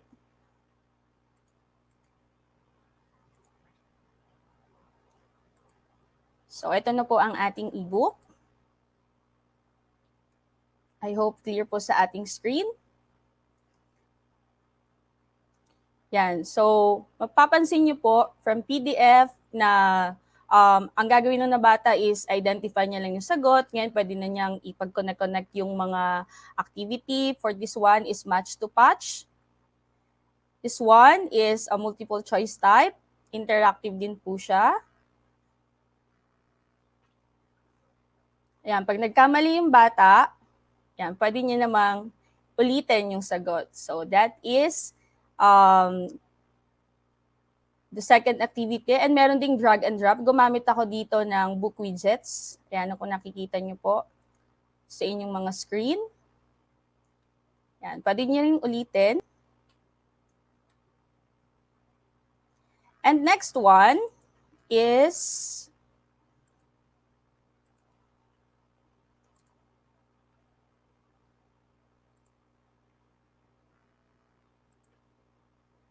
paano nga ba i-integrate si Kotobi to LMS?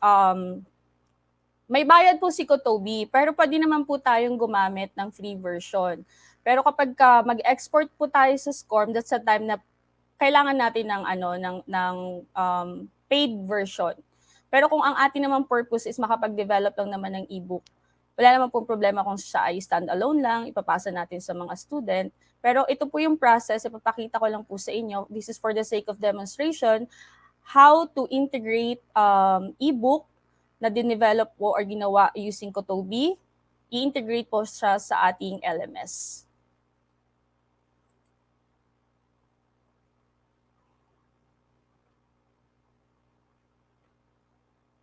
Wait lang po, medyo, ayan, bagal ata ang aking internet.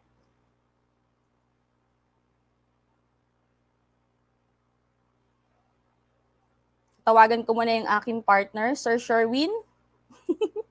Andyan ka ba? Ayan. Sir Sherwin, Yes, kwentuhan partner. muna tayo habang inaantay natin. No? Akala ko LMS lang yung mabagal ngayon, pati pala itong video ko, mabagal din. Pero Ayan na, Sir Sherwin. i-shout out natin yung 217,325 na mga nakatutok sa atin, teachers yan, from public school siguro, from private school. So, thank you po sa inyo, no? So, we are so excited sa mga nangyayari ngayon sa ating VINSET. O yan, mukhang nakapasok ka na, kapatid. Ayan. Yes, thank you po sa aking partner. Ayan. Salamat, Sir She. So, this is for the sake of demonstration only lang po.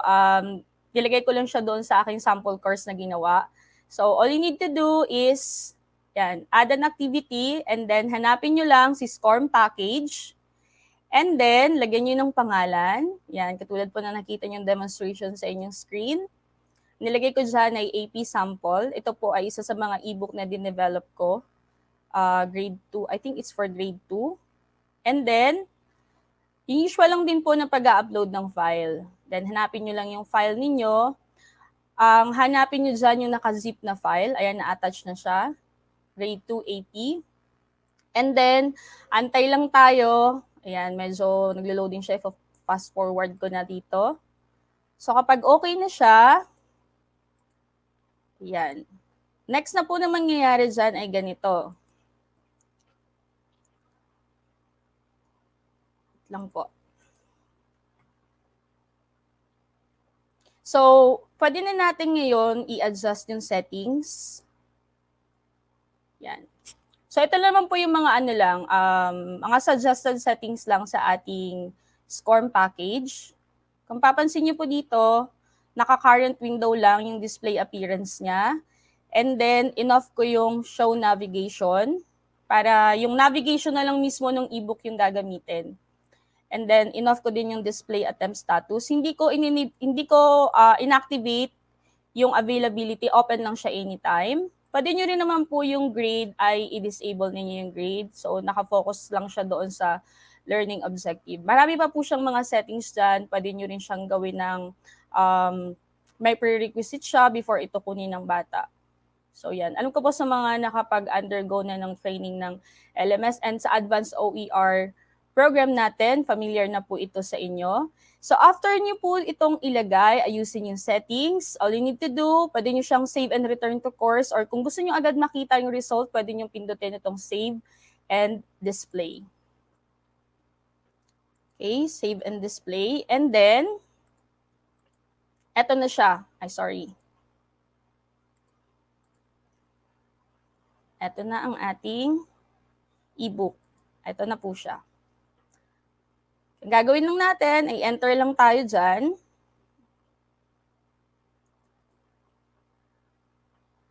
Ayan. So, kung ano yung nakikita natin doon sa ating ebook using Kotobi Reader, responsive yung ating mga pages, yung ating mga activity, ganun pa rin po siya pagdating sa ating LMS. Tingnan po natin sa ating video.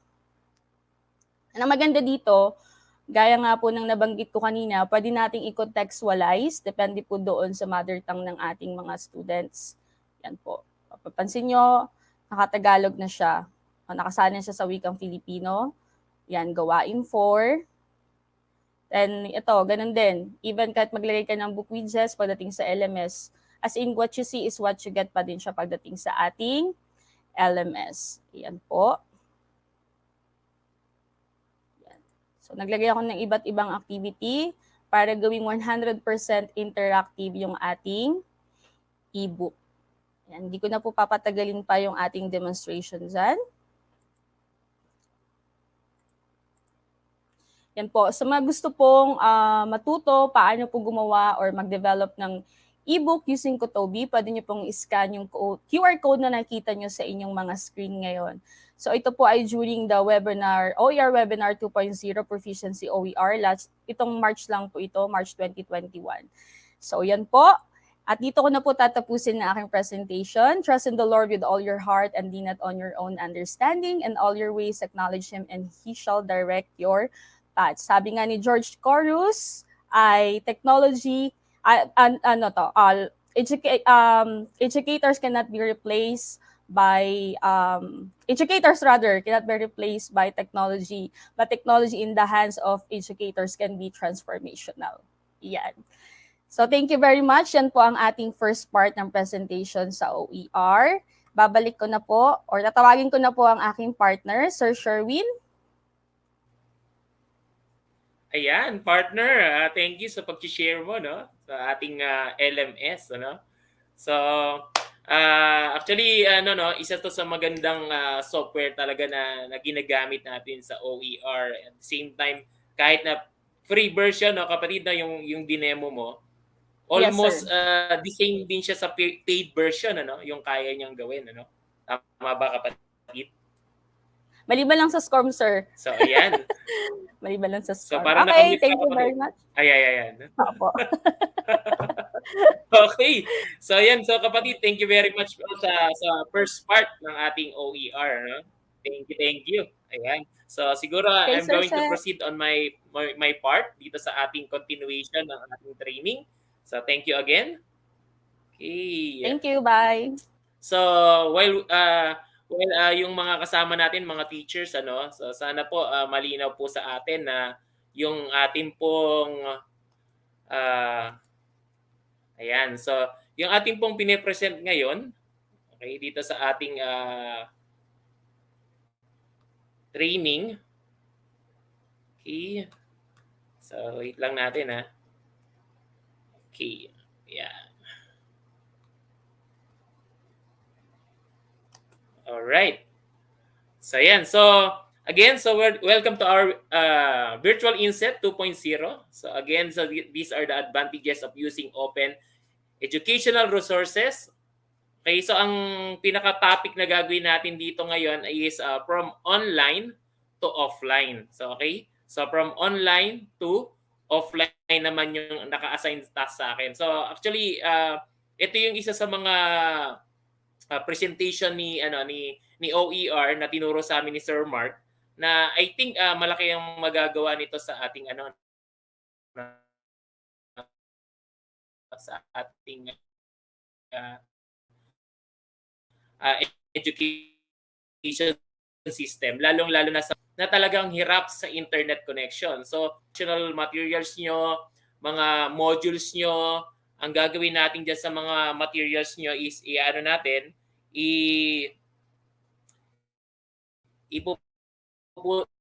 put up natin sa offline teachers natin at the same time sa mga students natin. Okay? So, siguro mag-proceed na ako dun sa presentation natin, ano? So, I hope nakikita ng lahat yung presentation ko na para at least sa mga teachers na nakatutok sa atin na mag-hands-on, okay? So, pwede nyo pong gawin to at sundin po yung ating instruction. Okay? So, proceed tayo sa ating terminal objective. Okay? So, ayan. So, ayan. So, at the end of the session, the participants are expected to create an offline e-hub of all the instructional materials that can be networked even without using data or internet connection. Okay? So, ito yung ating terminal objective. Okay? So, na-offline yata ako. Okay, so ayan. And then, ang ating enabling objectives, okay, at the end of the session, okay, the participants are expected to, first is, to navigate the features of online and offline instructional learning resources. Okay? Number 2, upload lessons or video online, then convert it offline. So, tuturuan ko ngayon kayo today na kung paano natin na ang gagawin nyo, yung mga lessons yun na meron kayo. Sometimes, ang ginagawa natin dyan, ilalagay natin sa LMS. No? So, ito yung pabor sa mga teacher. Kung may naka-ready na po kayong instructional materials, instructional video, pwede nyo pong i-convert yan online sa LMS natin. At the same time, gawin natin, i-offline din natin. Ayan. The next one is put up their own offline e-hub server in schools and community. Tulad po nung ginawa namin dito sa Barangay Tunasan, a project ng SK po dito sa amin. So, ang ginawa po nila, in-adapt nila yung OER. So, ang ginawa po nila is ni-network nila offline. Okay, so naglagay lang sila ng 5 hotspot doon sa area nila para kahit nasa bahay yung mga estudyante, pwede silang mag-aral offline. Okay? So, from school, okay? So, may community rin na involved dito. Okay? Next one. So, ano ba yung mga needed materials natin? So, syempre, kailangan po natin ng software, website, at saka server. Na kung saan ituturo ko po sa inyo ngayong araw na to. So, kailangan natin yung PDF natin na naka-format yung lessons or module. So, I mean to say, kung meron po kayo sa division nyo o sa school nyo po mismo nagawa na lessons, convert nyo na po siya sa PDF format. So, kailangan din po natin ng instructional video or tutorials. So, parang nagde-demo ka po.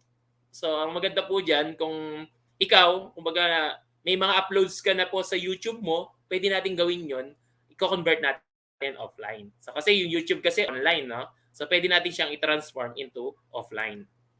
So, pwede rin po tayo mag-create ng cover page. So, halimbawa, SDO cover, mamaya papakita ko po sa inyo yan, quarter cover, kaya cover page po ng ating subject. Ayan. So, pwede po rin natin yung i-share sa ating presentation.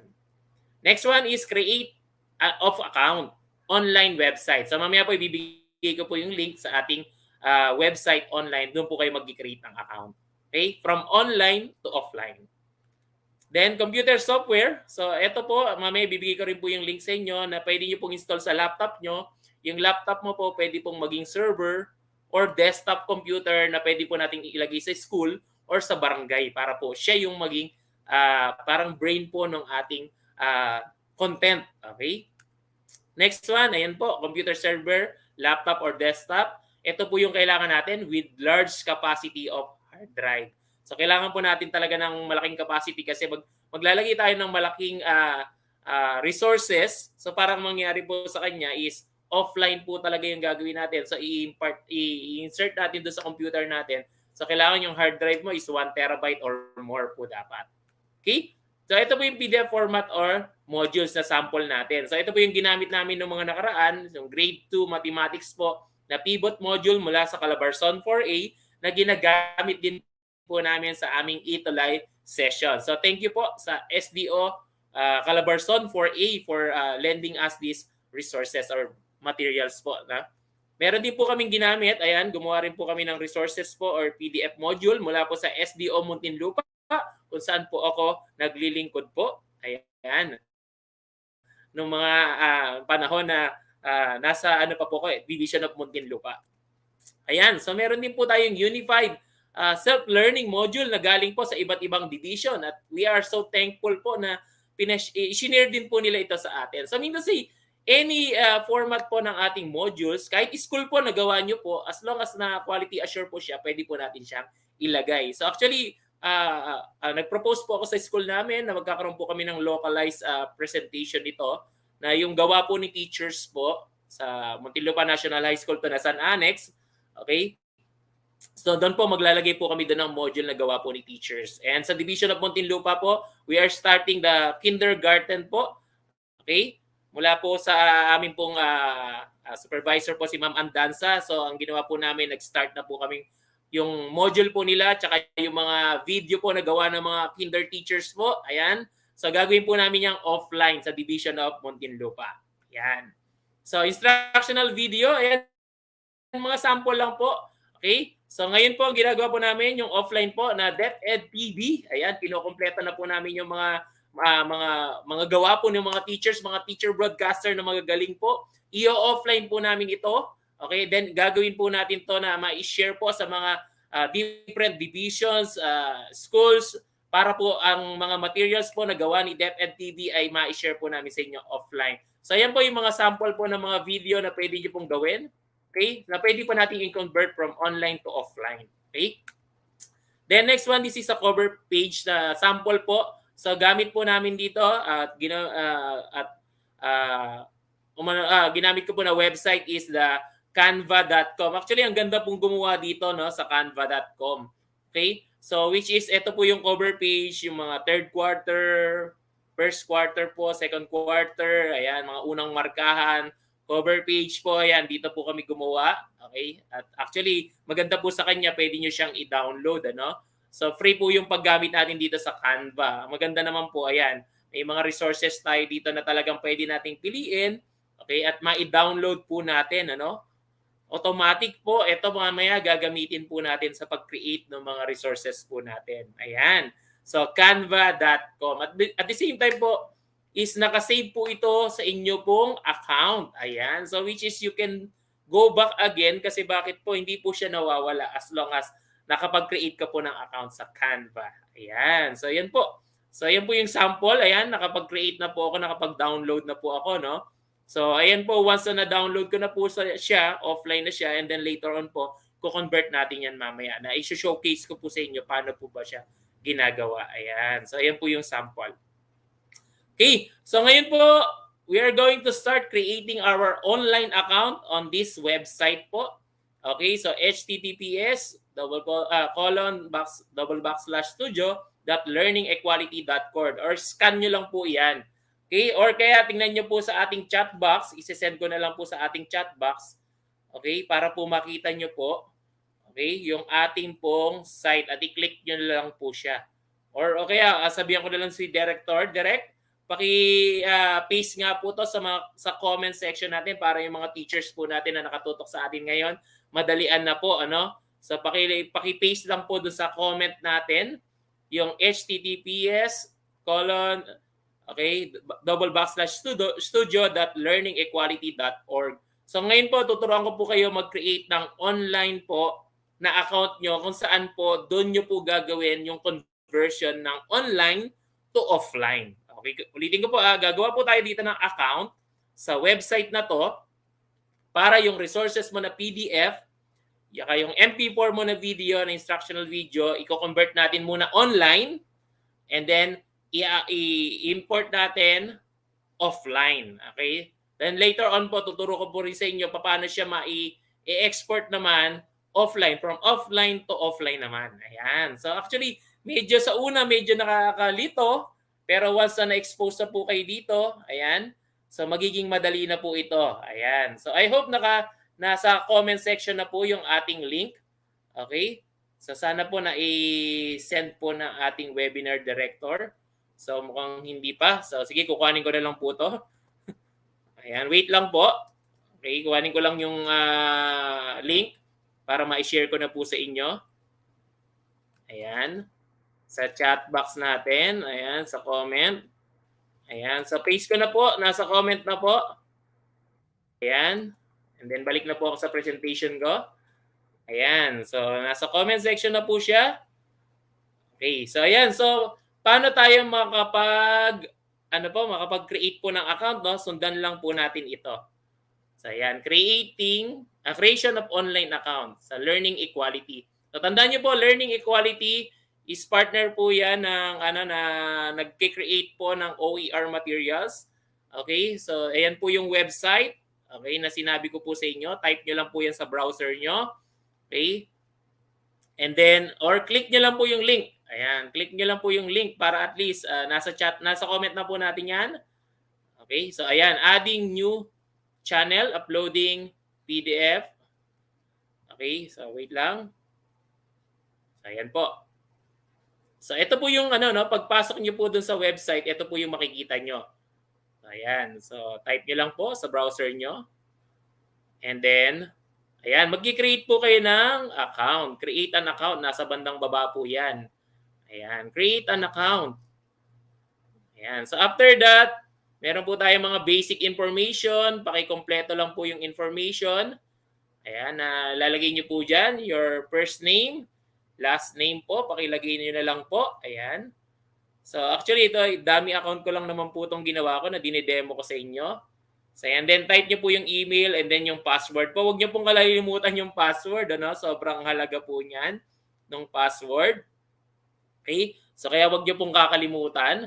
I-bookmark niyo na rin yung website para hindi po kayo malito. And then how do you plan on using Calibri Studio? Check all that apply. So pwede niyo pong checkan lahat 'yan. So pwede niyo po yung explore din po kung ano lang po yung gusto niyo pong checkan. No problem po. Ayan, sa storage naman po, ang bibigay lang po sa inyo na storage diyan is kahit lakihan niyo po 'yan, 500 MB lang po yung ibibigay sa atin as free. Okay, free storage po natin yan. So wala po tayong problema doon. Okay, then ayan, where do you plan to use Calibri Studio? So pwede naman pong check all that apply. Baka mag-abroad kayo or kung saan man kayo magpupunta. Pero ito po, siyempre sa Philippines tayo magsaserve. And then, may nakalagay po dyan, how did you hear about us? So pwede pong dito lang sa training, sa VINSET, sa website, or recommended sa inyo, mamili na lang po kayo, mag-browse na lang po kayo dyan ng arrow down. And then click nyo po yung dalawa pong box dyan, i-tick nyo po. And then click finish. Ayan.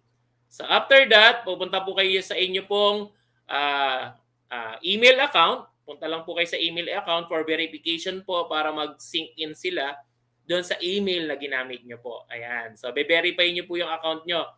Okay? So pagka-verify, lalabas naman po yung unang email. Ayan, so ako ang ginamit ko po yung yung ating Microsoft account. So pwede pong Gmail account po, yung DepEd Gmail account ang gamitin niyo po. Okay? So ayan, so paglabas na po ng ating sa ating email, ayan, may nakalagay po Calibri Studio. Click niyo lang po 'yan. Ayan, so paki-click lang po. And then makikita niyo po yung activation link. Ayan, click nyo po yung activation link and then click sign in. Okay, dito po sa click sign in, parang ulitin nyo lang po yung process. All you need to do is to type your email and then your password. So kung nabibilisan po kayo, don't worry po. At the end of my session, I'm going to share to you my presentation. So lagi yan yung mga tanong ng mga teachers, no?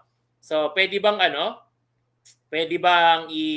i-share mo sa amin yung presentation? Dito po sa EdTech, we always share all those resources na meron po kami for free para po ma-share nyo rin po sa mga teachers na kasama natin. So ayan, sige po. So wag po kayong mag-alala kung medyo nabibilisan po kayo, no? Gumawa na po ako ng presentation para po dito na ma-share po namin sa inyo. Okay? So ayan, type nyo lang po yung email and then password and then click sign in. Ayan. So pagka-click sign in natin, ito po yung environment na makikita nyo po. So there are 120 resources po under the content library. So sa content library po, 120 resources, meaning to say, marami pong nag-a-upload dito all over the world po, no? Marami po na nag-a-upload at gumagawa po ng resources na available po and free to import online to offline. Ayan. So pwede po tayong mamili dyan. Kumuha po tayo ng mga resources na pwede po nating magamit.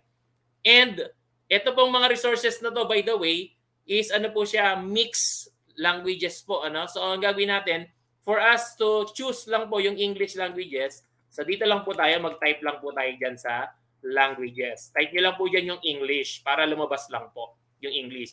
So from 120 resources po, so medyo na, tayo lang po bumalik. Okay, from 120 resources, okay, fast forward ko na lang ng konti. Ayan. So, pag tinype nyo lang po yung English, from 120 resources po, magiging ilan na lang po siya. Ayan. So, magiging 36 na lang po yung English po, no, na ginagamit. Ayan. So, 36 na lang po yan.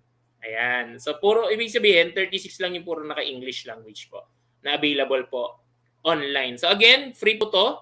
Pwede nyo pong makita yung loob. Kuhanin nyo po yung token na yan. Napakahalaga po ng token na yan na pwede nyo pong magamit. Ayan. So ibig sabihin po, pag tiningnan natin yung token na yan or yung loob ng content, okay, so pwede nyo pong ma-view kung gugustuhin nyo pong makuha yung content, kung gusto nyo pong ma-import na maging offline. So ayan po, mga available resources na po yan for free.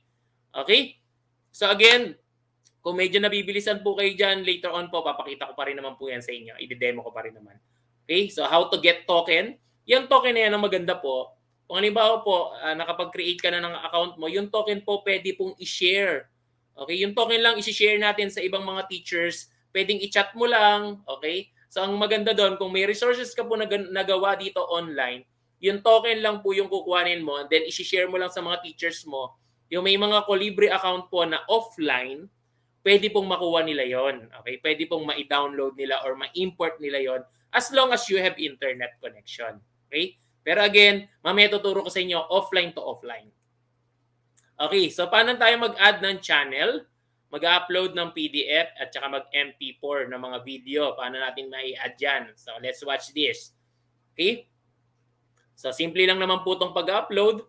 Ayan, so ayan, nakita nyo po may DepEd TV, no? So click lang po natin yung new channel, parang gumawa ka lang po ng YouTube account. Okay, so that's why very important po yung cover page na kanina po, no? So ayan, tingnan nyo po yan, may cover page po ako na ginawa dyan. So obviously po may mga, may mga itatype po tayo ng mga word dyan, channel name, language, konting description po nung ginawa nyo. So parang nag-create ka lang din ng YouTube account dito. Ayan. And then, ayan, so Filipino yung language, tapos lagyan nyo ng konting description. Sa author po, kung ikaw yung content creator po, so type mo po yung pangalan mo po, no? As long as na-QA po siya, so pwede mo na po siyang i-upload dito at saka i-share, okay? Then we have the provider, aggregator, and the copyright. No? So yung sa copyright po na nakita natin kanina, so pwede nyo pong lagyan din siya, no? Na kung saan hindi po kayo kumbaga yung content mo talagang makikita doon, ikaw yung gumawa. Okay? So ayan po. So ayan. So ayan, author, provider. Okay? So copyright. Then no license selected po. Ayan, may mga licenses po tayo diyan na nakalagay.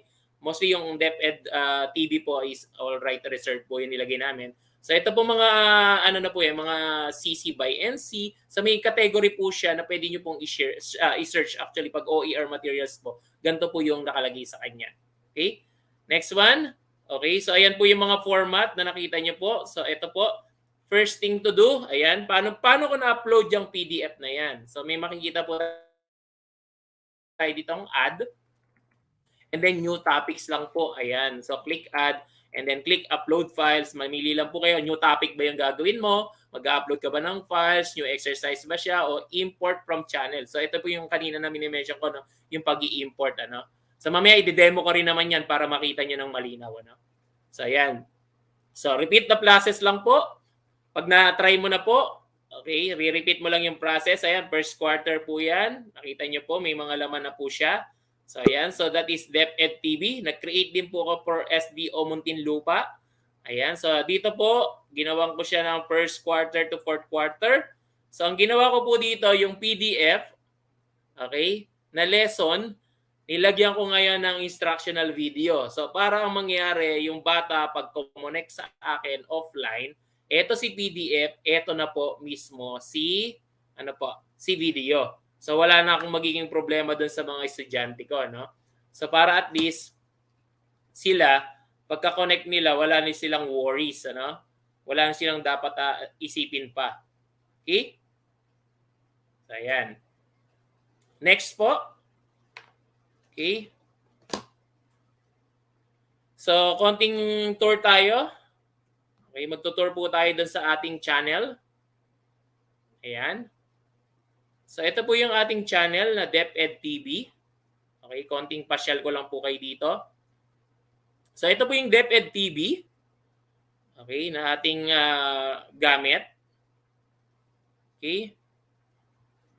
And ayan, so wait lang po natin. Mag-upload pa siya. Ayan. So ito po yung DepEd TV natin. Itutour ko lang po kayo ng konti. So ito yung DepEd TV na available na po natin. Ayan. Okay, DepEd TV. Antayin lang po natin. Medyo nag-error siya. Okay. So yung DepEd TV from first quarter to fourth quarter, inaayos na po namin. Medyo matagal lang po yung pag-upload minsan, ano? Lalo na pag yung internet mo is may problem. So ito po yung DepEd TV. Tutur ko lang po kayo ng konti. Wala, nag-error siya. Ayan. Alright. Okay. Wait lang po. Mukhang madami na pong gumagamit. Mukhang marami pong nagre-register ngayon sa atin. Alright. Okay, so medyo mukhang matatagalan tayo dyan sa pagpapakita niyan. So, ano muna tayo? Magja-jump muna po ako doon sa presentation ko. Ayan. So, just follow lang po natin yung direction. Nag-gateway error na siya. Dami po siguro nag-create ng account na nakatutok sa atin. 211,182 po yung nakatutok sa atin. So, again, yung pagpaprocess lang po ng pag-create ng ng ating content is unang-una new channel para nag-YouTube ka lang. And then, meron po tayo ditong add. Okay? So, may add tayo dyan.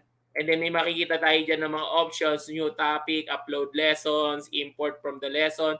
Okay, so yan lang po yan. Again, ito pong ginagawa natin is online po ito ha. Gagawin muna natin siya online, then later on po, i-offline natin. So while waiting, I think medyo matatagalan tayo doon, ano? Kasi parang nag-gateway error na yung ating marami na siguro nag-create. So magpo-proceed na po ako dito kasi later on din naman bibigyan ko kayo ng instruction. Okay, adding new channel, ayan. Uploading PDF and MP4 video. So ito po yan. Again, click new channel. So pagka-click natin ng channel, maglalagay tayo ng cover page. Ulitin lang po natin yung process, paulit-ulit lang, ano? So kung PDF yan, at saka instructional video, so ayan, lagyan nyo lang po dyan. Very important po yung paglalagay nito. Okay, para at least malinaw po sa atin. Then click create. Ayan, add, new topic. Mag-upload ka ba ng lesson, new exercises, or mag-import ka ng new channel. So ulit-ulitin nyo lang po yung process, ano? So again, it's a matter lang po na muna, na mag-create ka muna ng design muna, gawa ka muna ng design, ano? So halimbawa, ang gagawin mo muna, cover page ni SDO mo, tapos next is, first quarter, second quarter, third quarter, fourth quarter, ayan, tulad po ng nasa screen. So after nyan, sa loob po ng first quarter, doon ka na po mag-create ng, halimbawa, kinder, grade 1, grade 2, grade 3, hanggang grade 12. Okay, so ikaw po yung magdi-design, ano? So ngayon po, from online, pupunta na po tayo sa offline. Okay, so sir, paano ko makukuha yung in-upload ko online then gagawin ko siyang offline? So paki-scan lang po ito and ipipaste ko na lang din po yung ating link sa ating chat box, okay, ng ating software na gagamitin at i-install sa ating computer. Okay, ito po yung install natin sa computer natin. Okay, ilagay ko po sa chat box natin. Ayan. Okay, so I hope nakikita nyo na po yan. Okay, so pakikuha lang po or pakiclick lang po yung ating link. Ayan, so download nyo na po yung software na yan. Install nyo po sa inyo pong computer. Okay. Okay. So kung medyo na matagal yun sa online, okay lang po yan. Download nyo na po itong offline natin na Calibri. Okay. So, install nyo lang po siya. Paano ba siya i-install? At paano ba siya i-download? Ito po yung instruction. Panoorin po natin to.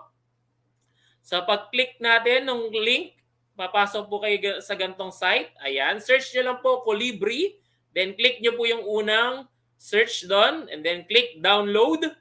Ayan. Pagka-click natin ng download, okay, sa bandang baba, may makikita tayong dalawang option.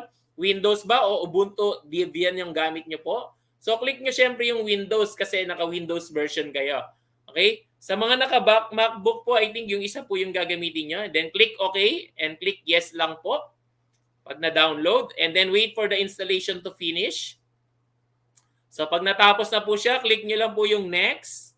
And then, next lang po uli.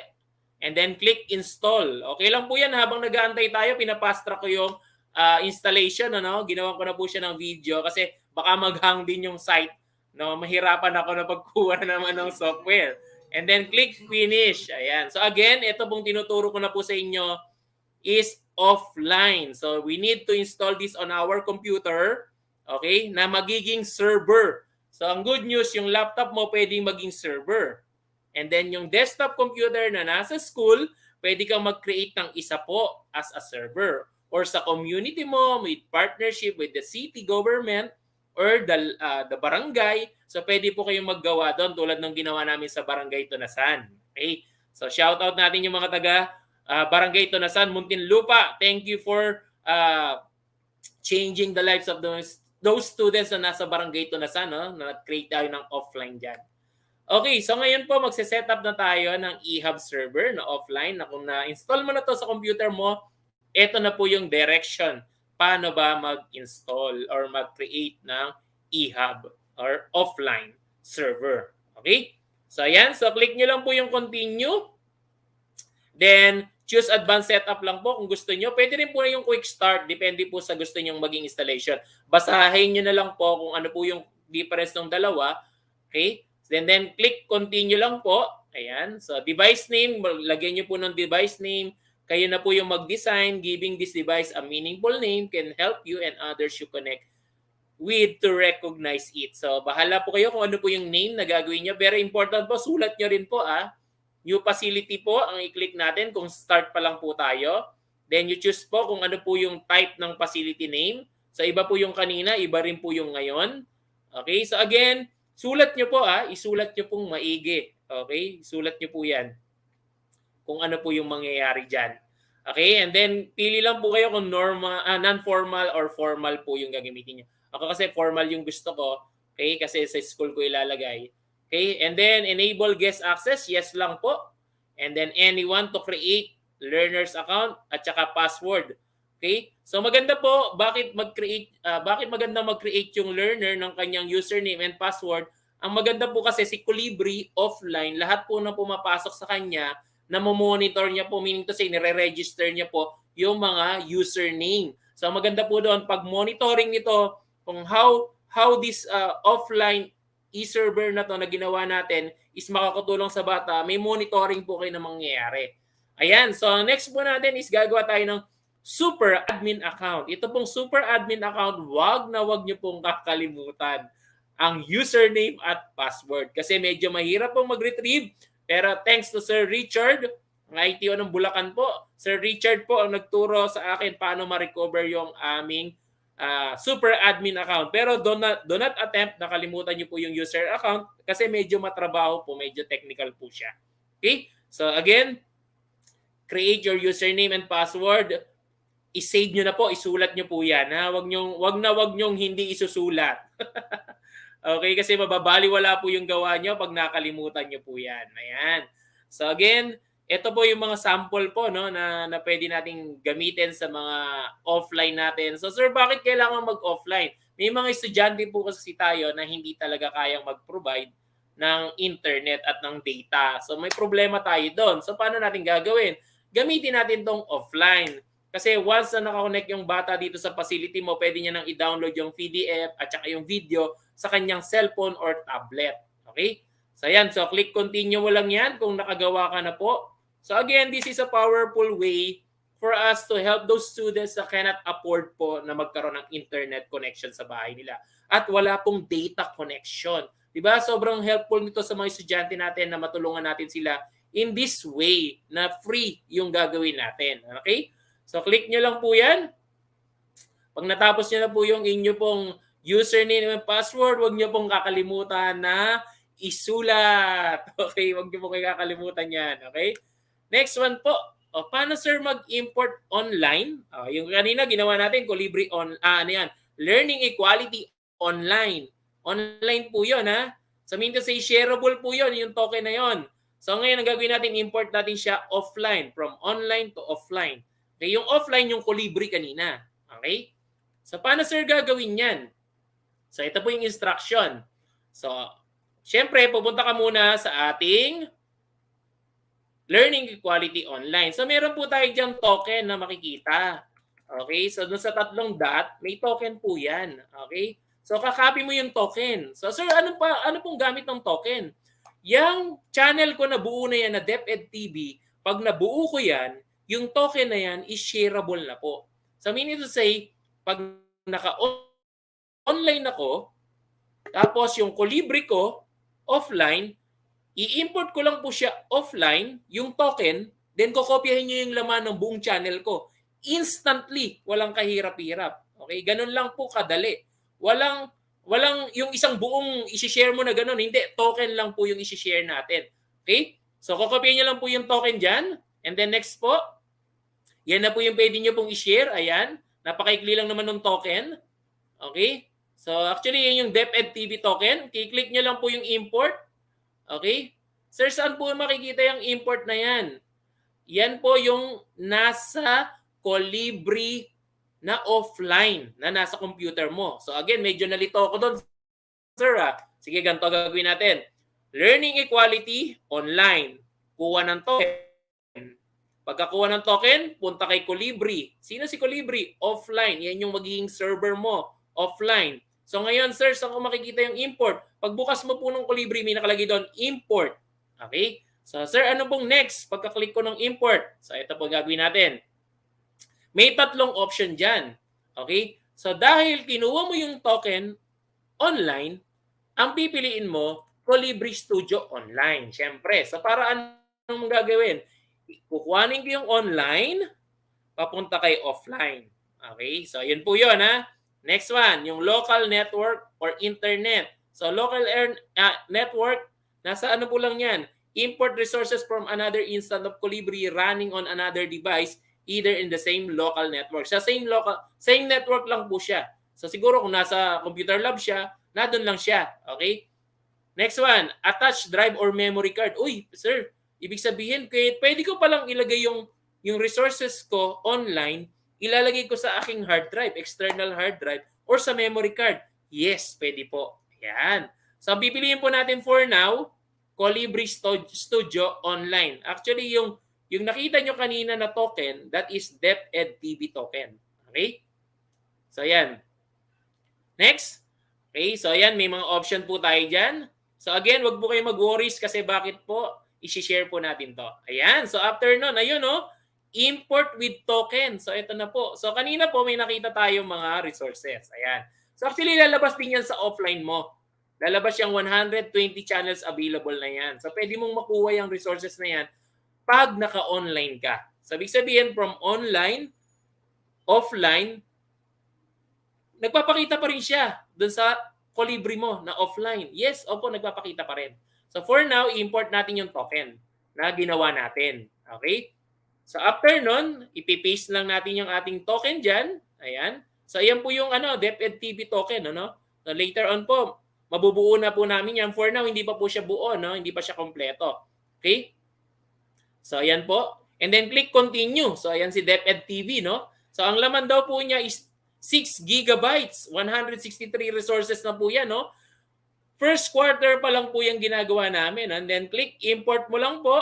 And then, wait natin hanggang sa mag 100% siya. So, again, nakadepende po itong 100% na to sa internet connection mo. Pinastrack ko lang po dito sa video na kinreate ko. Kasi alam ko na ngayong araw na to, pag nag-create yung ilan na ngayon, 207,107 na naka-view sa atin, napakarami na po yung gumagawa. Okay? So, alam ko na mangyayari yan. So, pagka na-import na siya, click Learn. At lalabas na po siya sa iyong Calibri offline. Ayan, offline na siya. Ayan, yan yung laman po. Offline na po siya. So, okay? So, from online to offline. Ayan. So, ganyan po yung mangyayari, So, maganda po niyan itong mga resources na to. Pag kumonek sa server nyo yung bata or yung parent, gusto niyang i-download yung video, pwede niya na pong i-download yung video at saka yung lesson. Okay? So, ito naman po yung exporting naman. Ayan. Sir, paano naman yung exporting resources? Shareable siya offline to offline. Okay? Ang dami palang option na pwede natin gawin dito kay Learning Equality and Ken Calibri, So, again, thank you po sa Learning Equality for giving us the 50 gigabytes. Salamat po sa partnership na at support na binigay niyo po sa amin. We really appreciate na tinutulungan niyo po ang DepEd at ang EdTech team sa pag-implement po ng gantong klaseng kaganda ng program. Maraming pong salamat sa inyo. Learning Equality. Thank you po. At ang Calibri Company. Okay? So, sir, paano naman yung offline to offline? So, ang tawag naman natin doon, exporting. So, kanina po, import from online to offline. So, ngayon, kung naka-offline na si Calibri, ang tawag naman sa gagawin natin is ilalagay natin siya sa external hard drive mo o kaya sa memory card mo, exporting naman po ang gagawin natin. Okay? Again, ulitin ko lang po paano yung process. Learning Equality, online. In-upload ko yung PDF at saka yung video. Okay? So after nun, nag-create ako ng Calibri sa aking laptop at desktop. So para maging offline yung aking resources. So ang tawag po nun, pag kay Calibri mo kinuha, importing. Importing online na maging offline. So ito namang exporting, nasa Calibri na siya, ida-download ko, exporting naman siya para pag nasa external hard drive ko, yung content, isi-share ko offline to offline. Kung halimbawa, ako, nasa Muntinlupa National High School to na San Annex ako, from SDO Muntinlupa, kukuhanin ko yung content ko nasa external hard drive ko, pupunta ako halimbawa sa PEDS, gusto kong dalhin yung resources ko doon, external hard drive na lang yung dadaling ko. Okay? So, para offline kong gagawin. So, I don't need internet connection. Aba, ang ganda pala ng program na to, Okay? So, paano naman natin gagawin yan? Okay? So, play lang natin, Exporting and shareable resources offline. So, ito po yung gagawin natin ng mga steps. Okay? So, again, kiklik po natin lang yung device. Saan po siya makikita? Doon sa may bandang taas yan, may 3 lines. Tapos click nyo lang po yung device nyo. Pagka-click mo ng device, okay, so ayan po. So meron tayong manage uli doon. May manage na lalabas. After nung manage, ayan, so lalabas na po yung DepEd TV. Okay, and then select nyo lang po yung all. Tapos sa bandang baba, may export kayo na makikita. Okay, so kanina dito, import. Ayan, import. Okay, pag importing, online to offline. Ito naman, exporting, offline to offline. Okay? So, click lang po natin yung gusto nating i-select. So, ibig sabihin, pwede ko palang piliin, sir, yung mga resources na gusto kong gawing offline. Na isi-share ko offline lang din. Yes po, pwede po. Okay? So, click nyo lang po yung export. Okay? Pagka-click nyo po ng export, ayan, hahanapin nyo yung drive. Ano po itong drive na to? Pwede pong computer drive mo. Kung halimbawa, malaki po yung capacity ng hard drive ng laptop mo, so pwede palang walang external, pwede po. Ngayon, kung may external hard drive ka naman, pwede bang ilagay doon? Yes po, pwede rin po. Ngayon, kung memory card mo, malaki yung capacity at kaya niya naman yung 6 gigabytes, so pwede rin po. Okay? So, ibig sabihin, si Calibri offline po, kaya niya pong i-identify ano yung hard drive na nakalagay na paglalagyan mo. Ito po, computer hard drive po yan. Okay? So after that, click continue lang po. At mag-e-export po siya hanggang sa makarating siya sa 100%. So ibig sabihin, sir, sa Calibri ko, offline na. In-export ko siya, papunta sa hard drive. Pwede pala yun. Yes po, pwede po. Ayan. So that's the good thing about Calibri offline at saka learning equality. Sobrang ganda ng program nila na ginagamit nila to doon sa mga areas po and mga countries po na walang internet connection at nahihirapan po sila. So ang lalabas po sa iyong hard drive, ang pangalan po niya, Calibri Data. Okay? So ibig sabihin po sa hard drive ko, ang gamit ko lang po dito is my laptop hard drive. So ang pangalan po ng aking file is Calibri Data. So tandaan niyo po yan, ha? Calibri Data yung in-export ko na file na DepEd TV po ang lalabas. Hindi po lalabas yung pangalan na DepEd TV. Hindi po. Calibri Data po yung file name na lalabas sa hard drive mo. So after po niyan, so okay, so ang next na po natin na gagawin, importing offline using hard drive or external hard drive. Okay? So paano naman po natin yan gagawin? Ayan. So tingnan natin dito. Okay, so kanina ang ginawa natin, in-import natin sa online. Papunta kay computer. Ito naman, mag-i-import tayo offline to offline. So, ibig sabihin, mag-i-import ako galing sa hard drive ko papunta sa computer. So, ibig sabihin, pwede pala itong i-share sa iba't ibang computer kahit walang internet connection. Yes po, pwede po. So, pwede ka palang mag-create ng server sa iba't ibang school at iba't ibang barangay. So, sir, ba't mo po sinasabi? Why are you saying na naggawa na ako sa school, bakit gagawa pa ako sa barangay? For continuity of learning. Siyempre, halimbawa may mga estudyante po na malayo po dun sa school mo, and then pinartner mo po yung barangay na malapit sa kanya. At meron din po siya ng content na meron ka. So, may continuity of learning po na mangyayari po dito. Okay? So, maganda, umalis siya sa school mo, pagbalik niya sa bahay niya, kukonect pa rin siya sa bahay niya, which is very good para sa mga bata, as long as bukas po yung server. Okay? Matututo po yung mga estudyante. Okay? Tulad nung ginagawa natin sa ETULAY. So, ayan. So, in-import po natin. So, ang i-click nyo naman po dito, yung attach drive. Okay? Kanina po ang ginawa natin, no? Yung Calibri Online. Kasi online ko siya kinuha. Ngayon, ang gawin ko, from my hard drive, kukuhanin ko po yung Calibri na file. Okay? Na in-import ko kanina at in-export ko kanina. Okay? So ito po yung process. Click ko lang yung continue. Parang parehas lang din to ng kanina po, no? And then repeat nyo lang po yung process. Ulit-ulitin nyo lang po yung process. Okay? So ang maganda po dito, from online, in-offline ko. And then offline, in-offline ko ulit siya. So mean to say, shareable na po yung content offline even without internet connection. Okay? So ayan po yung kagandahan nito, no? Just repeat the process again and again. Okay? So ulitin nyo lang po siya. Para po at least ma-practice nyo po. Pero I suggest po, before po kayo maggawa ng new channel, planuhin nyo po muna kung paano po yung magiging flow. Gawan nyo muna po ng diagram. Ano ba tong una ko? Cover page ng division. Sunod po, ano po ba yung ilalagay ko? First quarter, second quarter, third quarter, fourth quarter. Next po, sa first quarter po, ang ilagay mo, subject naman. Ano ba? Hindi pala, no pala. Kindergarten, grade 1, grade 2, grade 3, grade 4, hanggang grade 12. Sa loob po ng kindergarten, lagyan mo ng first quarter, second quarter, third quarter, and so on po. Depende po sa design na gagawin niyo po. So again, kayo po yung magdi-design. Pero please make sure nakagawa ka muna po ng diagram bago mo po gawin si si learning equality. Kasi yun nga po ang magiging problem natin dito. Mahirap minsan magbura, paulit-ulit po yung ginagawa mo. Okay? So if you want to download my presentation, ito po siya. I-share ko na po to sa ating sa ating chat box. Okay, kung gusto niyo po siyang makuha, ayan. So ilalagay ko lang po sa chat box natin. Okay? So para po wala na po kayong hassle, ano? Wala nang problema, hindi niyo nahahanapin kung saan. O kaya scan niyo po yung QR code. Ayan. So para at least ma-share niyo po yung mga presentation. Yung presentation po na ginawa ko diyan is almost the same po nung ginawa kong presentation dito. Pero again, kasama ko po yung mga video na in-insert ko po diyan.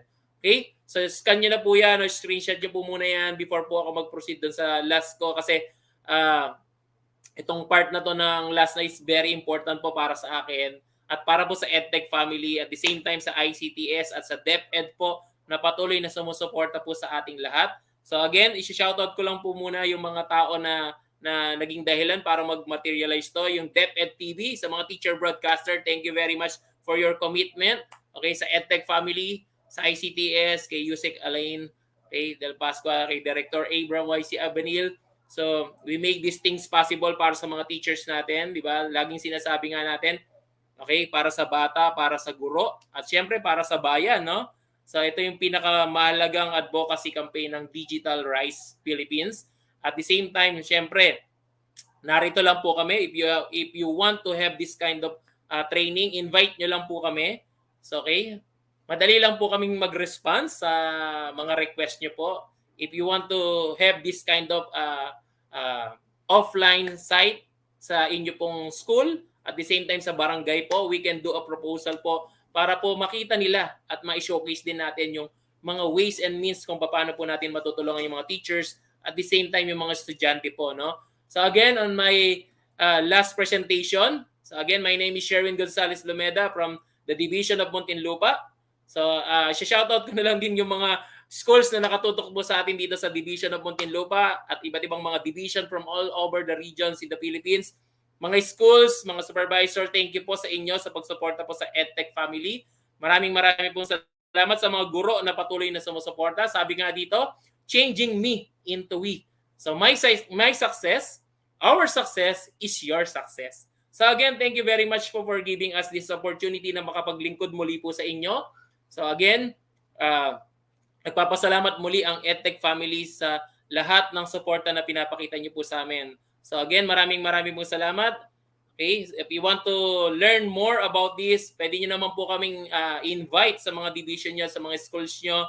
Okay? That's why yung DASMA po, isa po yan sa pupuntahan natin, ano? At iba pa pong mga regions. Sa OER family na talagang nag-start ng advocacy natin. No? Shout out sa inyo sa mga OER family. At sa mga ibang nagte-text sa akin na nagpapa-shout out.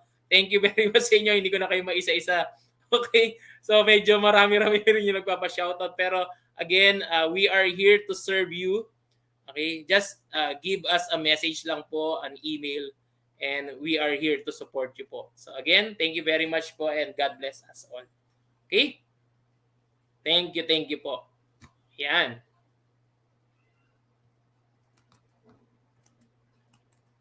Yan, so that is the last part of my presentation. So thank you very much po again sa inyong lahat. Okay? Sa aking pong partner na si Ma'am Jane. Ma'am Jane, thank you very much for sharing your expertise po na naibigay po natin sa mga nakatutok po sa atin. And thank you po sa 202,482 na patuloy na nagbibigay ng reason para po ang ating pag-aaral ng mga estudyante ay maitulay. Di ba? Sabi nga namin sa ETULAY, itulay natin ang pag-aaral. Okay? So again, thank you very much po sa inyong lahat. You just give us an email po. Okay? And we are here to serve you. Okay? Thank you very much and God bless us.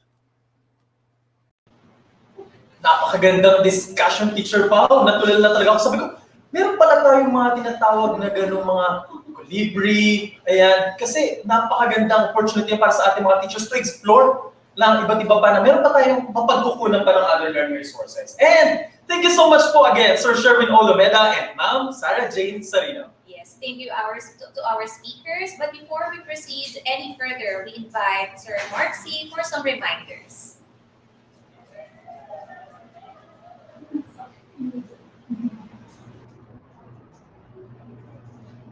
Good morning sa ating mga kaguro. Kami po ay nakakatanggap ng mga question o mga katanungan kung saan ay, Sir, meron ba kayong link na mga ipino-provide to check the attendance? Ang ating pong kasagutan doon ay wala pong inilalabas na link ang ICTS EdTech para po sa attendance sapagkat tayo na po ay gumagamit ng learning management system. Ibig sabihin, yung po ang paraan para makuha po at ma-monitor ang attendance. Dahil ang ating session ay synchronous, ibig sabihin po nun, pwede po ninyong ma-access ito kung sakaling magkaroon ng search, you can do it at a later time.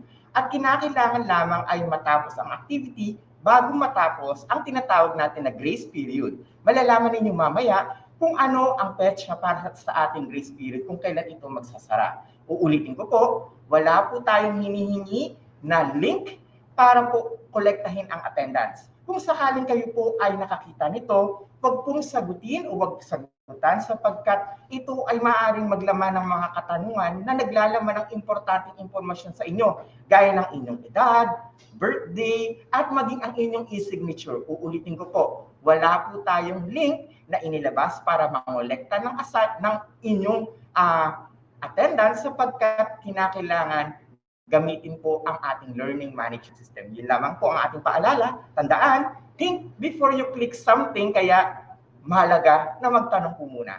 Thank you po. Thank you so much, Sir Mark C, for that reminder. Teachers, think before you click.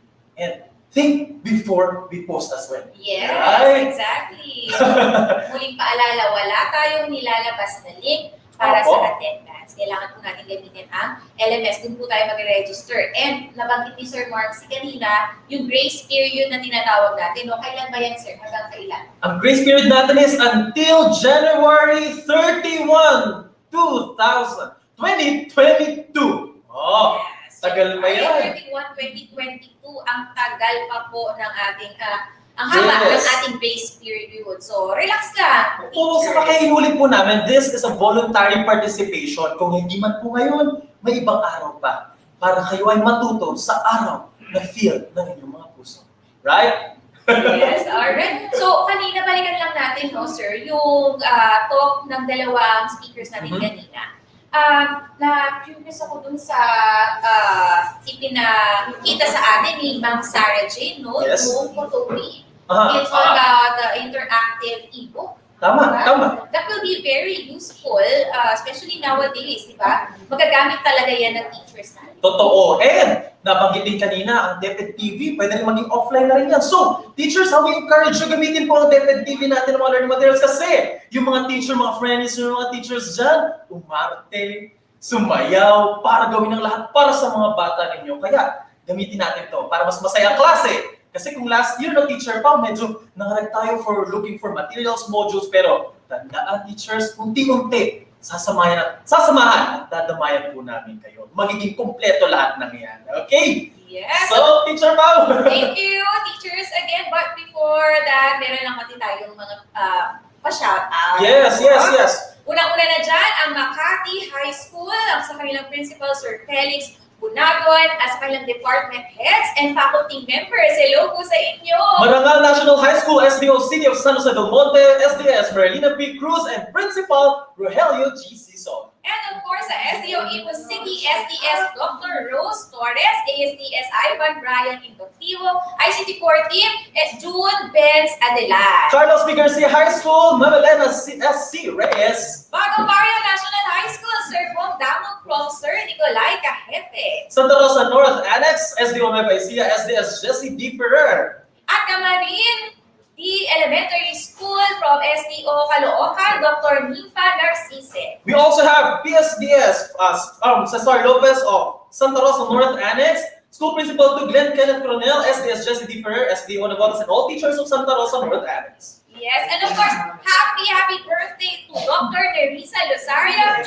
ng SDS ng SDO Caloocan from Sir Baz at kay Miss Pa, kilala natin yan. And sa General Vito Integrated High School, SDO Cavite Province, kayo ang general. At mula naman sa Colaran High School, hello ma'am, Dr. Cristina Castillo Miklat, we love you po, and Assistant Principal Lisa Diaz Coto, at ang mga minamahal kong mga principals na nagodas. Yes, and last na, SDO Rizal, SDS Cheryl Repta from Ma'am Carla Castro. And Sir Jamil Carval, LP Chucrino Senior High School, idol daw po natin. Yes. From Ma'am Mary Ann. Alright, now for today, no, ang ating official hashtag, Yes. sir, is hashtag VINSET 2.0.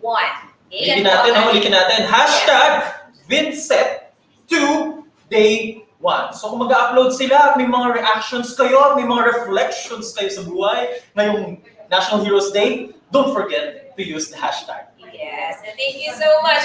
Now, the next topic, sir, is of utmost importance. Since the Philippines, you know, is located along the typhoon belt in the Pacific, our country is visited by an average of 20 typhoons every year, and 5 of which are very destructive. So there's always news of schools getting flooded, destroyed even by these typhoons. Totoo, and that's why teachers, we have to listen closely as our next speaker discusses the guidelines in school-based disaster preparedness and response measures for tropical cyclones, flooding, and other weather-related disturbances and calamities. Kaya makinig po tayo. So teacher pa ako, introduce na po ang ating speaker. Yeah, so our next speaker has the DepEd Disaster Risk Reduction and Management Services and is tasked to lead in strengthening the resilience of the education sector to natural and human-induced hazards. Prior to DepEd, she was based in Bangkok, working with the Asian Disaster Preparedness Center and World Vision International. In the Philippines, she has acquired more than 10 years of experience in development work. Among her fields of studies are gender and development, religion theology, consensus building, and conflict resolution.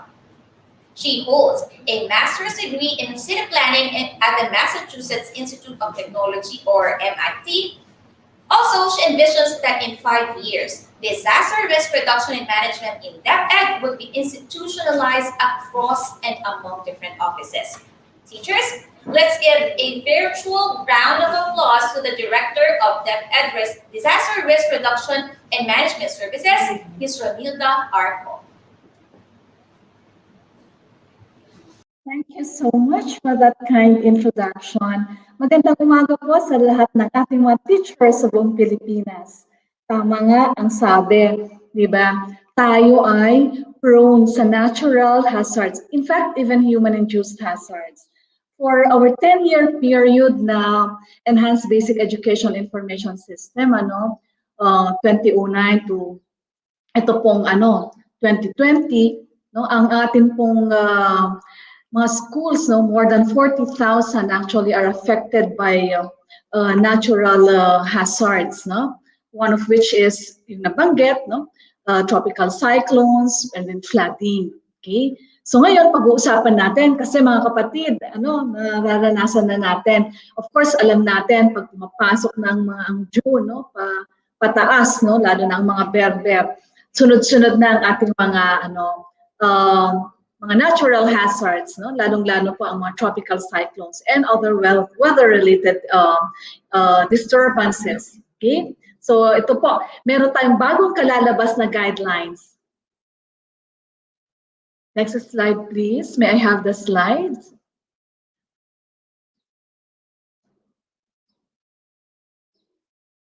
Yan, papakita natin. Ano po ba yung bagong labas natin na guidelines para mapaghandaan natin ang mga salanta? Okay?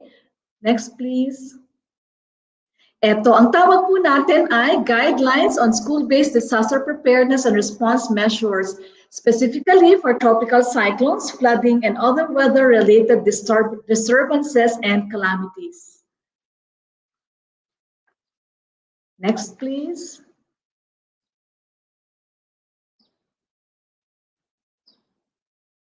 Okay, so ito po ang outline natin. Ito po ang bagong DO. It's a DO 33 series of 2021. Kalalabas lang po nito last week. Okay? And then we will discuss, of course, yung preparedness and response measures checklist na kaakibat ng guidelines. And then the roles and responsibilities of DepEd offices, iba't ibang levels of governance.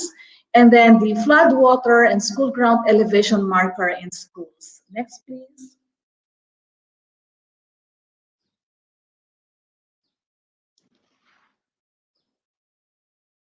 Pwede pong sunod.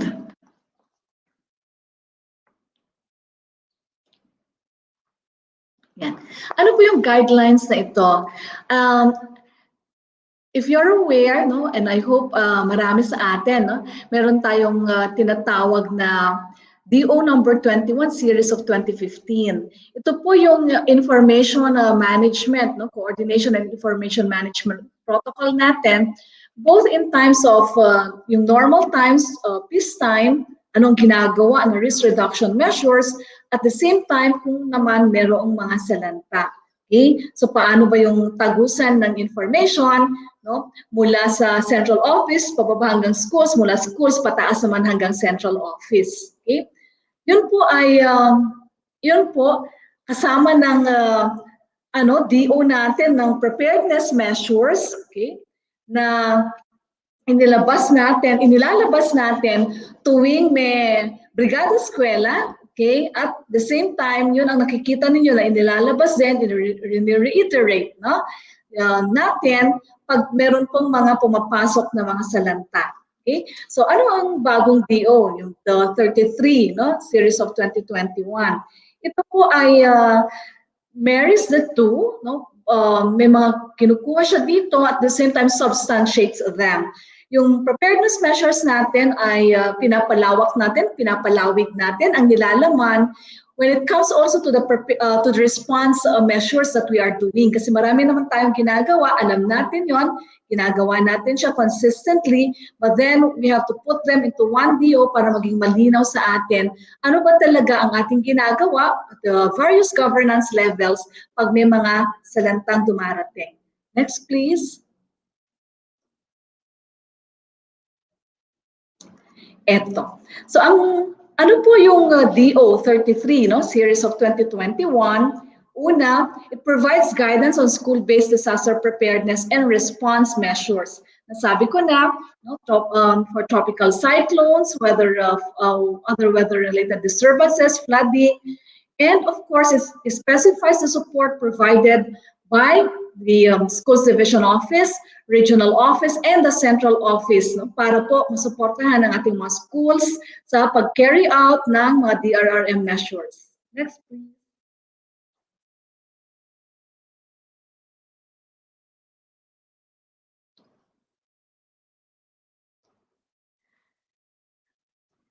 The silent features of DO33, okay, meron po siyang guidelines, no? And then we have the checklist, no, yung both preparedness and response checklist. And then we also have the policy guidelines doon sa flood water and school ground elevation marker schools. Next, please.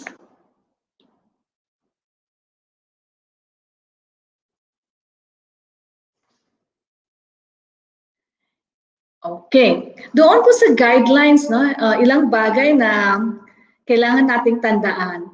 Yung mga schools ay nararapat na mayroong school DRRM coordinator. Karamihan meron, sana ay nananatili, no? Kung wala ay mag-designate po kayo, no? Alinsunod din po ito sa DO21, no? Series of 2015.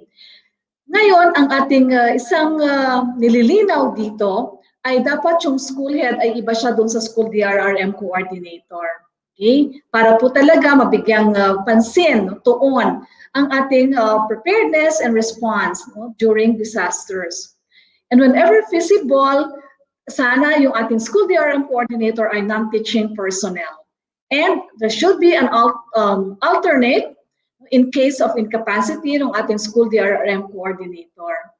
Now, the school head shall primarily be responsible for the planning, implementation, and monitoring of school-based disaster preparedness measures. So nasa school head po ha ang task, okay, ng planning, implementation, and monitoring, okay, moving these things, okay, these areas of work. Next, please.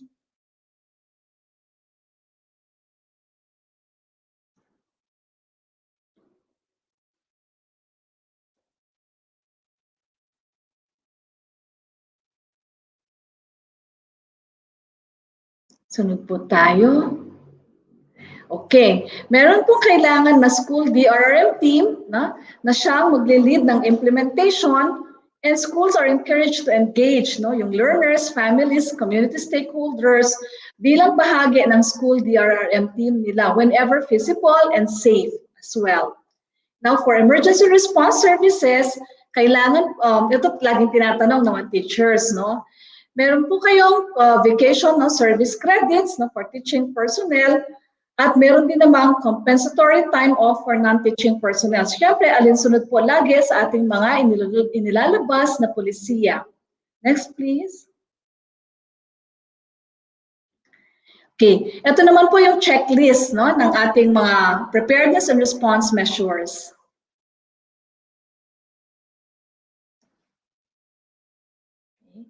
Yung unang bahagi ay yung tinatawag na natin na preparedness in normal times. No?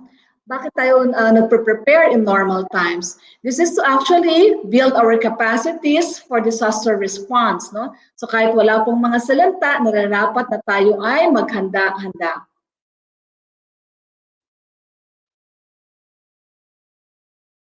Next, please.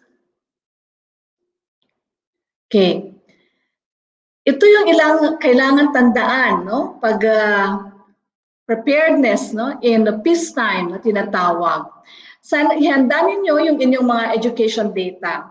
Siyempre, yung mga number of learners nyo, personnel nyo, yung mga equipment, yung mga learning resources, ilan ba yan at lahat para na-account po natin sila pag nagkaroon ng impact ang mga salanta sa atin. Okay? Whenever possible, yung mga multi-story buildings, no, gamitin po ninyo ang second floor or higher floors para po sa inyong mga kagamitan, no? Para din sa laboratory, computer, tech voc, no? And of course, yung mga gamit, kailangan ay nakalagay sila sa mga waterproof containers or packaging. Okay? Pag wala kayong multi-story, no, mga one floor lang yung ginagamit, do a pre-arrangement with the LGUs, no, on the use of multi-story government structures, which can then be used in case a disaster, or in case a natural hazard is actually approaching, no, the country. Okay? And ito napapansin natin sa mga schools, ano, kailangan pong tignan yung mga structures, no, sa paaralan. Kasi minsan yung mga ating gardens, mga landscape natin, no, yung mga school ground na mga furniture natin, nakakasagabal siya sa mabilis na evacuation ng mga tao, lalo na ng ating mga estudyante. So kailangan pong i-clear yung grounds, no, nang hindi nakakasagabal. Di ba, halimbawa, di ba, pag nag-evacuation at nagsilabasan, no, para hindi po rin mag-stampede, no, ang mga ating mga mag-aaral. Okay?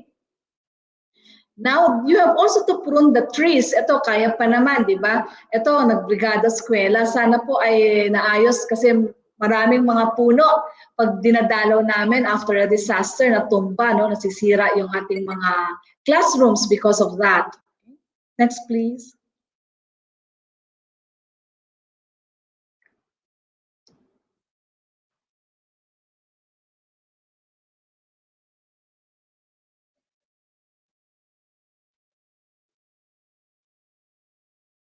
Pwede pong sunod.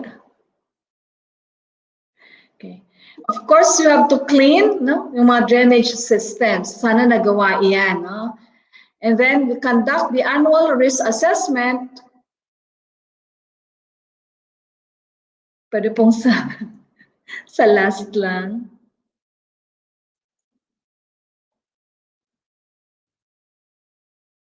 Okay. Yung risk assessment, ginagawa po natin ito noong yung school watching, yung student-led school watching and hazard mapping. Ginagawa po ito dati natin, no, pag sa school tayo, no. So ito hindi natin siya nagagawa dahil nasa mga bahay na ang mga bata. But then you can still coordinate with local DRM councils para mag-align po kayo ng mga DRM measures, lalo na ngayon na tayo ay ang mga mag-aaral natin ay nag-aaral din mula sa kanilang mga bahay at tayo rin ay may combination ng work from home, no? Then we also have to update yung contingency plan. Okay? Dito sa contingency plan, taon-taon nagbibigay po tayo from the central office ng funds para po pag-develop ng contingency plan, ma-update ng mga schools ang kanilang mga contingency plan. And we have to integrate DRRM in the regular school programs and activities, lalong-lalo na sa school improvement plan. So kahit na tayo ay nagtuturo sa mga bahay, sana po sa mga lessons natin na integrate talaga natin yung pangangailangan ng disaster preparedness and response para sa ating mga estudyante at ng kanilang mga pamilya. Next, please.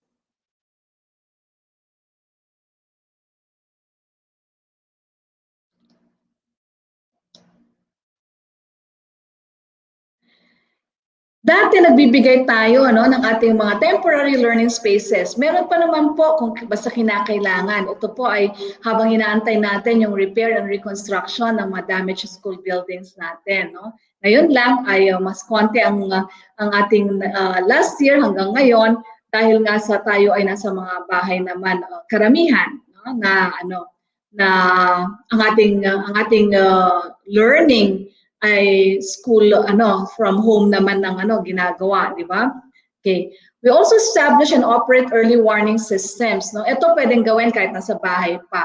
Sana po yung mga weather advisories kasi nagbibigay po ang central office sa mga regions, divisions at pinapadala nila sa school DRM coordinator to, and hopefully the school DRM coordinator is able to actually provide to everyone yung mga weather advisories natin na pwedeng i-share ng mga teachers na naka-online sa kanilang pagtuturo sa mga estudyante. Kasama na dito yung pag-maintain at disseminate ng mga emergency hotlines. So I hope that you will provide your students and their families emergency hotlines. Okay? And of course, we also make available emergency response equipment and supplies. We have to check that. The other thing is, may mga quarterly multi-hazard drills na ginagawa. Ngayong September 9, if I'm not mistaken, meron po tayong National Simultaneous Earthquake Drill ulit. So pwedeng sumali. Alam namin na sa mga bahay-bahay, pero ito yung sitwasyon natin. So we can actually also hold drills kahit tayo ay nasa bahay, lalo ng ating mga estudyante, to actually teach them how to do yung tinatawag na duck cover and hold it, for instance, para naman sa earthquake. And of course, the other preparedness measures on the conduct of drills, sana ma-share ito sa mga lessons. Okay? And capacity building, okay? Ginagawa natin ito sa basic life support and use of emergency and response equipment. So I hope that you also have this at meron kayong mga capacity building in this regard. Next, please. Now, ito naman po yung tinatawag na preparedness for response measures. So, ma'am, para yung preparedness for response measures, ito na po yung mga ilang siguro mga meron tayong mga 3 days before or 2 days before bago dumating yung talaga sa salanta na mamataan na natin. Kaya ito may tinatawag na pre-disaster risk assessment ang OCD o yung na siyang secretariat po ng Office of Civil Defense, na siyang secretariat ng National Disaster Risk Reduction and Management Council natin kung saan tayo ay miyembro. So pagparating pa lang po ang isang tropical cyclone, for instance, or kung may LPA pa lang, nagpapatawag na po ng risk assessment ito. Ngayon, pag nakikita nila na at palalapit ito at talagang papasok ito sa ating bansa, nagko-call sila ng mga preparedness actions. When the preparedness actions actually are triggered, diyan po ay na tayo, preparedness for response measures na ang tawag natin diyan. Okay? O kaya may mga yellow warning rainfall advisory na binibigay o kaya yung mga general flood advisory. So nakukuha niyo po ito mula sana sa inyong mga division DRRM coordinators papunta sa mga school DRRM coordinators. Okay? Sige po, next.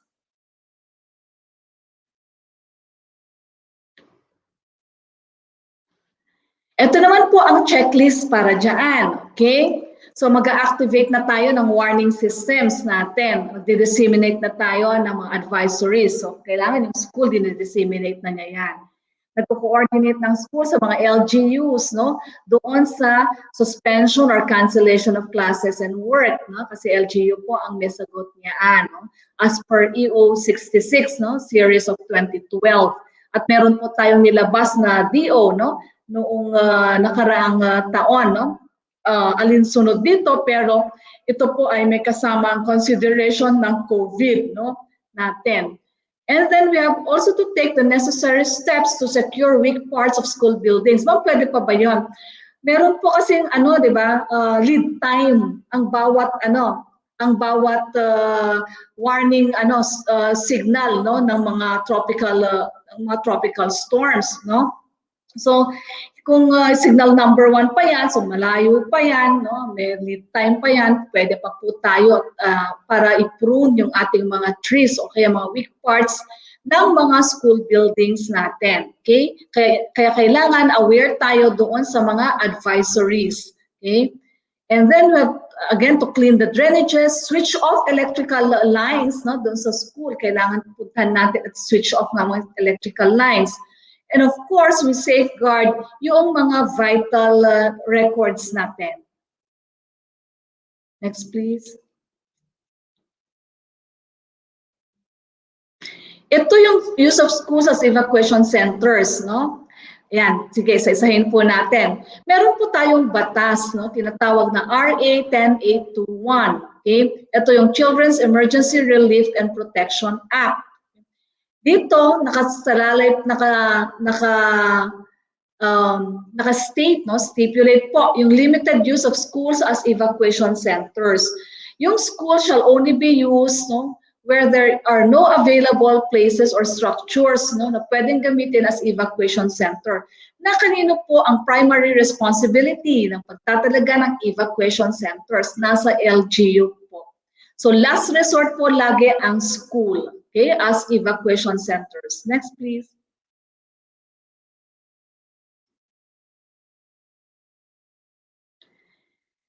Ito po ang ilang kailangan tandaan. Okay?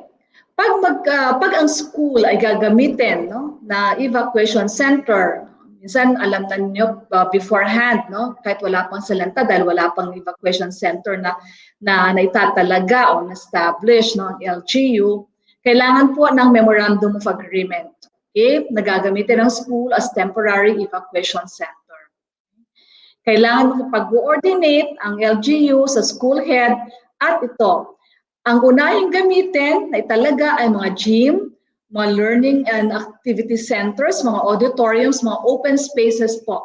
That can be used first, no, instead of the classrooms. Kasi ang mga classrooms ay kailangan last resort. Kasi kailangan natin, pag may mga salanta na ay meron tayong learning continuity.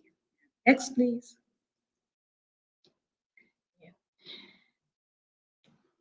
Ang paggamit ng evacuation center, ang short term po, 3 days. Yan, malinaw yan sa batas. Okay, 3 days po siya. Ngayon, pag naman medium to long term, 15 days po ito. Or until such time, sinasabi that respective LGUs are able to establish alternative transitional sites. Pero malinaw, pag ang LGU, alam na niya, nalalampas siya ng 15 days, okay? Kailangan na po siyang sumulat, no? At magbigay ng written documentation sa DepEd at saka sa DILG. At meron po itong mga hinihingi na data, no? Requirements na kailangan ibigay ng LGU. Next, please.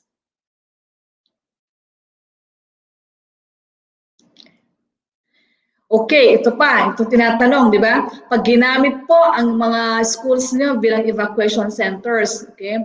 Kailangan po yung bayad sa yung paggamit, no? Yung pong mga pag-repair ng mga masisira, okay? Kailangan po sagot po ito ng LGUs, okay? Yung pag-replace ng mga damaged facilities, materials due to the use of the facilities as evacuation centers, yan. Kailangan po malinaw po ito doon sa inyong mga Memorandum of Agreement. Okay? So, and then for the cleanup kits, no, yung paglilinis, kailangan meron din pong ibigay ang LGU dyan. Okay? So, sabi ko nga, dapat nakalagay ito sa inyong Memorandum of Agreement. Next, please.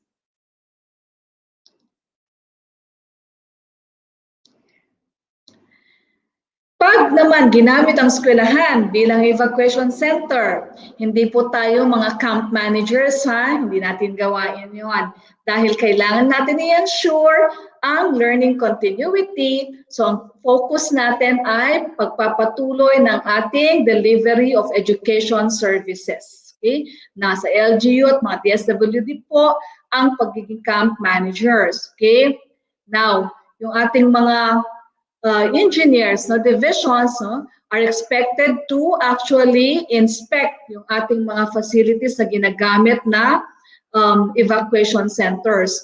Of course, a report of the inspection shall be provided, no, to the DepEd Secretary and copy furnished the local chief executive for the purpose of repair of the damaged school school facilities being used as evacuation centers. Okay? And there should actually be, dahil tayo ay nasa COVID, kailangan po lahat ng ginagawa natin, no, pag ginamit ang schools as evacuation centers, ay kailangan meron pong in accordance dapat ito sa ating mga health protocols. Next po. Ito na, pupunta na po tayo. O yun, puro yung preparedness ha, dalawang bagay. Peacetime and then yung malapit na yung ano po, yung natural hazard papasok, kaya preparedness for response ang tawag natin doon. Ito naman nasa response na po tayo. Dumapo na, no? Lumagpak na ang halimbawa ang tropical cyclone. So within 24 hours from the receipt of notice from the division DRM coordinator or local authorities, okay, of the advisories, no, the school should actually already be coordinating with the division DRM coordinator. So ang kailangan po niyong bantayan ay yung mga advisories, ano? Then kailangan pong malaman from the school sa inyo yung status of preparedness and or response measures na ginagawa. Of course, the updates on the impacts of the hazards. Okay? Yan. Next, please.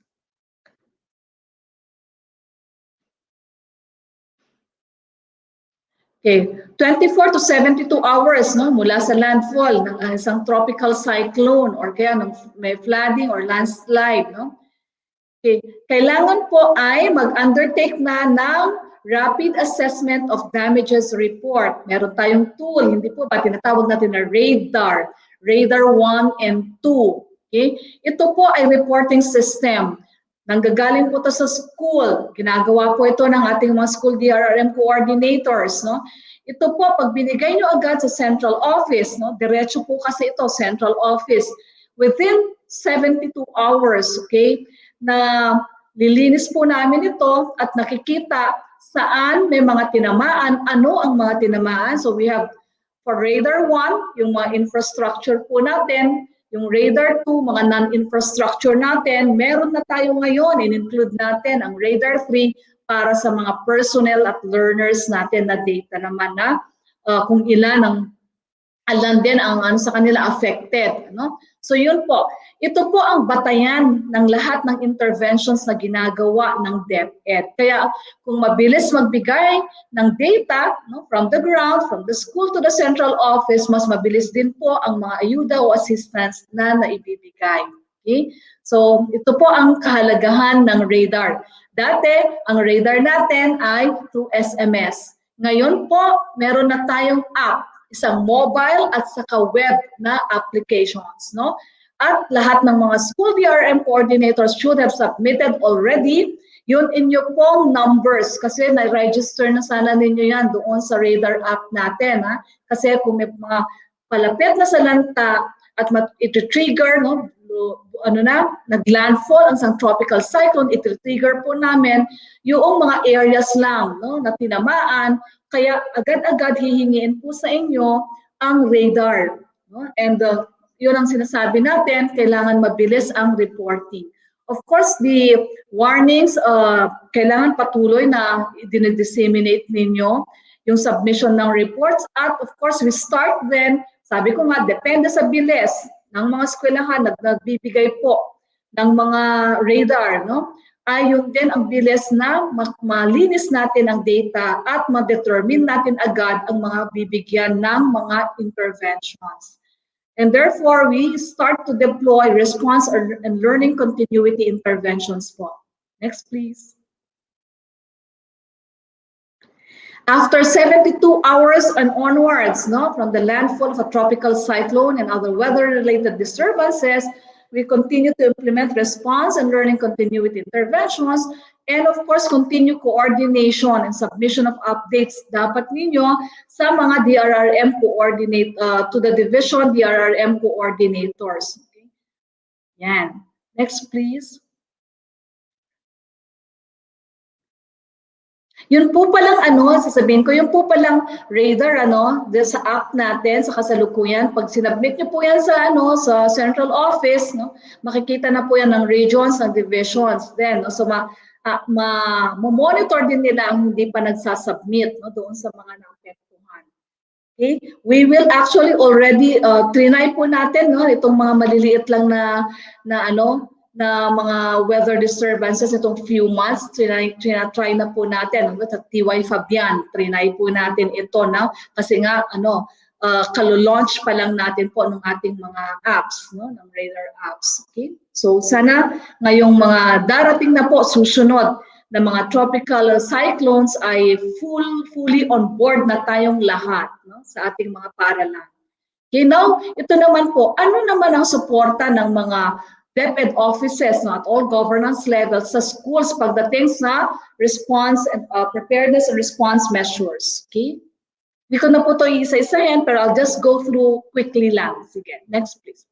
Eto. So sabi ko nga, sa central office, pinapatawag po kami ng NDRIMC, nagkakaroon ng pre-disaster risk assessment, yung mga provinces din mo, sa regions, at saka sa mga local, municipalities, cities, nag-activate din po sila usually ng kanilang mga OCD, di ba? At mga members din po kayo ng mga dream team sa baba, local dream teams. So ngayon ng council ng OCD. At diyan po ay kinakascade pababa ang mga advisories. So yan po ang isa. Okay? Next please. So hopefully, nakukuha nyo po ito sa mga school division offices ninyo pagdating sa schools. Nagko-convene kami sa central office ng mga coordination meetings sa inyong mga regions at divisions. Ang kailangan dito ay ibaba nila, i-cascade nila yung mga napag-usapan po sa NDRIMC o kaya sa regions or kaya sa division level, local DRIMC level sa inyo. Okay? Nagko-convene din kami ng tinatawag na education cluster partners. Ito po ay headed by DepEd, pero kasama po dito ang mga ilang NGOs, private sector, TESDA, CHED. At tayo po ang namumuno ng tinatawag na education cluster sa loob po ng response cluster ng NDRIMC. Okay? So ito, ang isa pang ginagawa natin ay ina-activate natin yung tinatawag na quick response and recovery team sa central office. Meron po tayong isang buong DRRM team, inter-office po ito sa DepEd, at meron siyang bahaging dalawa, preparedness and prevention mitigation team, at yung isa ay quick response and recovery team. So pagdating ng salanta, ito po yung ina-activate natin. Sa baba, ang meron po kayo ay DRRM team. Kadalasan yung DRRM team ng regions, divisions, at ng schools ay siya na rin nilang pareho. Sinasakop ang mga prevention and mitigation and preparedness ng mga measures, at pagdating ng salanta ay sila rin ay nagtuturn into quick response and recovery team. Okay lang po yan kasi dito mas marami po ang offices kasi sa central office meron po kaming delineation ng two sub-teams sa loob ng DRRM team. Okay? And then we begin to preposition standby funds for response interventions. Next, please.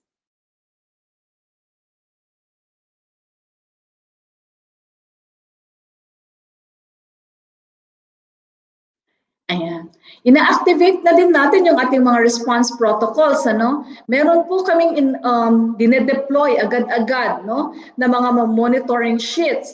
And we already have online coordination with affected regions and divisions. May gathering na po ito ng data at preparation na ng mga submission ng tinatawag araw-araw po kami nagbibigay ng SITREPs. Okay?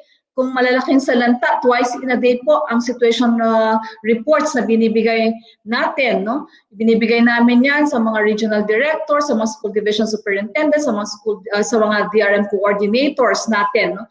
Para po 'yan ay ma-turn into nila sa mga nangyayari at mga kailangan na instructions, no, para sa mga schools, no, na kailangan gawin. Okay?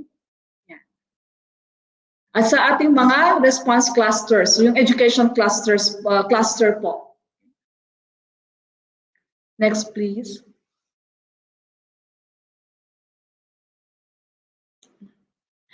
And ito po, pag meron pong tinatawag na red alert, at dinedetermine to ng NDRIMC pag kailangan na pong mag-duty, no, ng mga staff natin, no, dito sa central office, sa DRRMS, nag-duty po kami sa Camp Aguinaldo, sa operations center, no. So ngayon, virtual po ang duty, 24/7 po yan. So nag-iikot lang, nagre-relievo ang mga staff, no, kasi kumukuha na ng datos habang nangyayari po yung salanta, no. Habang humahagupit, halimbawa ang isang tropical cyclone sa ating bansa. Ganun din ang mga regional offices, no, at yung ating mga school division offices kung sila ay tinatawag ng kanilang mga local dream Cs. Okay? So yun. Okay, next po. Tinatrack din natin ang ating mga key officials kung nasaan sila. And then we activate the radar, as I said a while ago, and convene the quick response recovery team and continue the dissemination of advisories. Next po.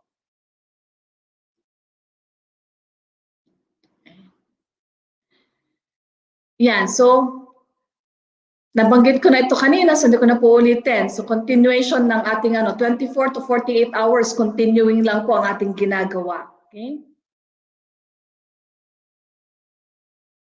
Next, please. Okay. And then we begin to consolidate yung radar. Okay? And then, yan, pinapasubmit na po namin. Pag nag-submit na kayo mula sa schools, nililinis, pinapavet po namin to sa schools division superintendent. Para po pag na-vet na niya, so yung bilis, yung mga processes na yon, kung ano ang bilis nila, yun po ang bilis ng ating pagbibigay ng assistance. Okay? Pag na-vet na po yon, process na po namin dito sa central office. We begin to process yung ating mga ARs, no? Yung request of funds na pwede nang i-download sa inyo. Okay? Next po.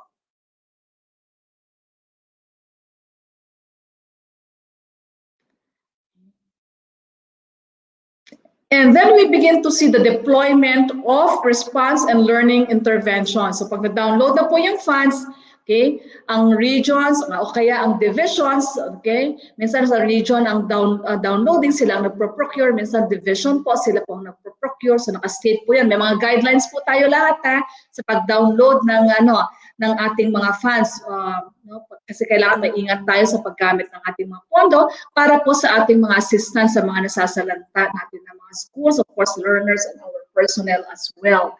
Okay? So yun, ibinibigay na po yan, no, hanggang baba at nagpo-procure po, no, sa baba. May mga instances na may mga procurement din po dito sa central office, no, pero madalang mas downloading of funds po talaga tayo, no. Kaya yan ay clean up funds, no? May clean up funds po para malinis ang mga schools pag nagkakaroon ng mga flooding, tropical cyclones, yan. Yan po ang pinakaunang-unang binababa. And then yung ating mga temporary learning spaces, meron din po tayo noon nagbibigay pag nasa tayo ng school, yung mga emergency school feeding. Pero hanggang ngayon nagbibigay po tayo ng psychological first aid, no? So yun po yung mga pondo na pwedeng ginagamit para magkaroon ng mga psychological first aid or kaya mental health and psychosocial support services pag naapektuhan tayo ang ating mga estudyante at ang ating mga kawani, no, sa mga salanta. Next, please.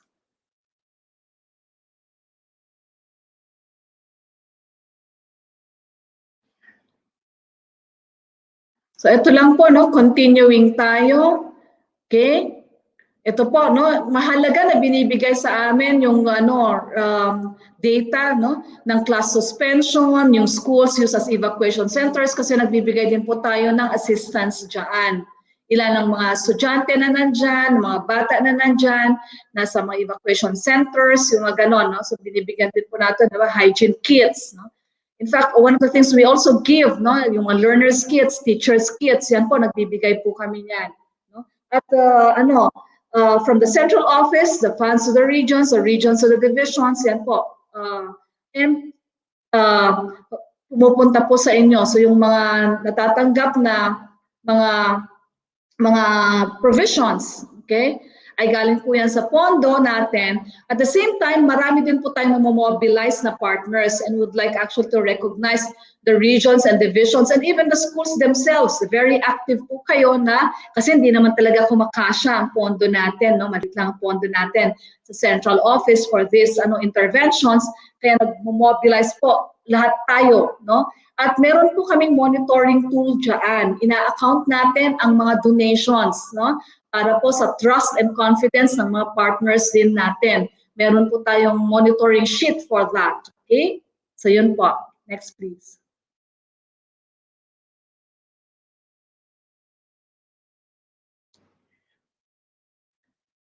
Okay? Sige po, patuloy lang po yung implementation after 72 hours. Yan. Next please.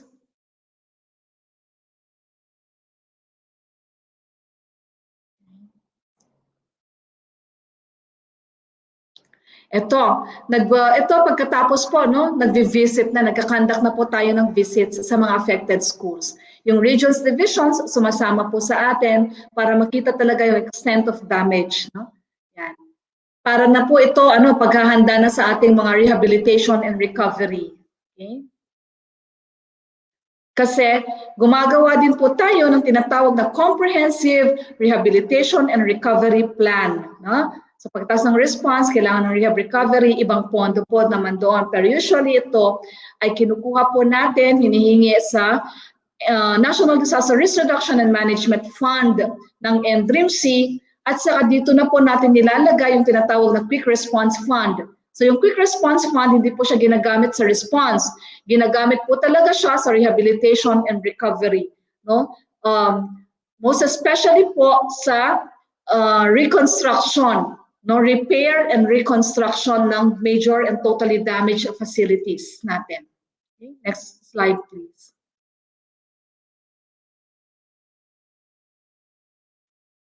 Ito na yung ating flood and water and school ground elevation marker in schools. Next slide please. So para po malaman natin, no, at makapagplano talaga tayo kasi taon-taon ang nakita po namin may mga nasasalanta. Pag pinuntahan namin, yung mga na-flood, no, nababaha, tatanong mo, bakit ma'am, kasi yung mga materyales, wala na po at lahat, kahit yung mga textbook equipment.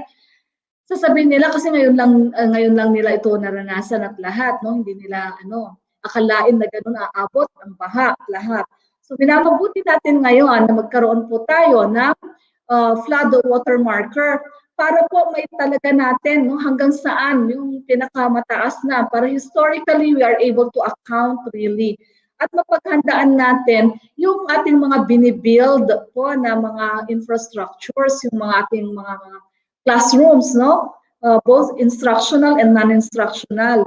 So ito po ay kailangan natin na itayo sa loob ng paaralan para ma-monitor po natin ang elevation ng tubig at kailan na mag-i-evacuate at lahat yung mga ganon. At syempre sabi ko nga para din sa planning purposes ng ating mga binibuild o kino-construct na facilities. Next slide please. Yan, ito po yun, no? So, kailangan makipag-ugnayan sa mga LGUs dito sa pagtatayo po nito. No? It has to be actually in accordance with the greater warning system of the community. Okay? So yan po ang ating flood marker na ating hinikayat, no? Instructing everyone, all schools to install. Okay? Construct. Okay? Last slide please. Ito po yung mga ilang legal basis no, na pinagmulan ng ating DO. No? Hindi ko na po ito isa-isahin, pero you can refer to them para po makita nyo yung ugnayan ng ating DO na ginawa, itong bagong-bagong DO, DO 33 Series of 2021. Okay? And I hope that we get prepared, mga kasamahan. Alam ko po, no, marami po tayong madarating pa dahil taon-taon talaga naman, suki tayo ng ating mga tropical cyclones, no, sa ating bansa. And hopefully, sa taong ito ay hindi maging mabigat. No? Last year, ang dami po natin major. Super Typhoon Rolly, Ulysses, di ba? Ang dami, major mga kasamahan natin na apektuhan sa bansa. Hopefully, hindi ngayon ganito. Pero kahit na, ay sana po ay talagang tayo ay laging handa. So mga kapatid, thank you so much for listening. I hope that our schools will take seriously the preparedness measures for our schools, okay, our learners, and of course their families, and you, of course, our personnel, para po sa mga ating natural hazards na darating ngayong taong ito and sa mga susunod pa. Isang mapayapang umaga po sa inyong lahat, mga kapatid.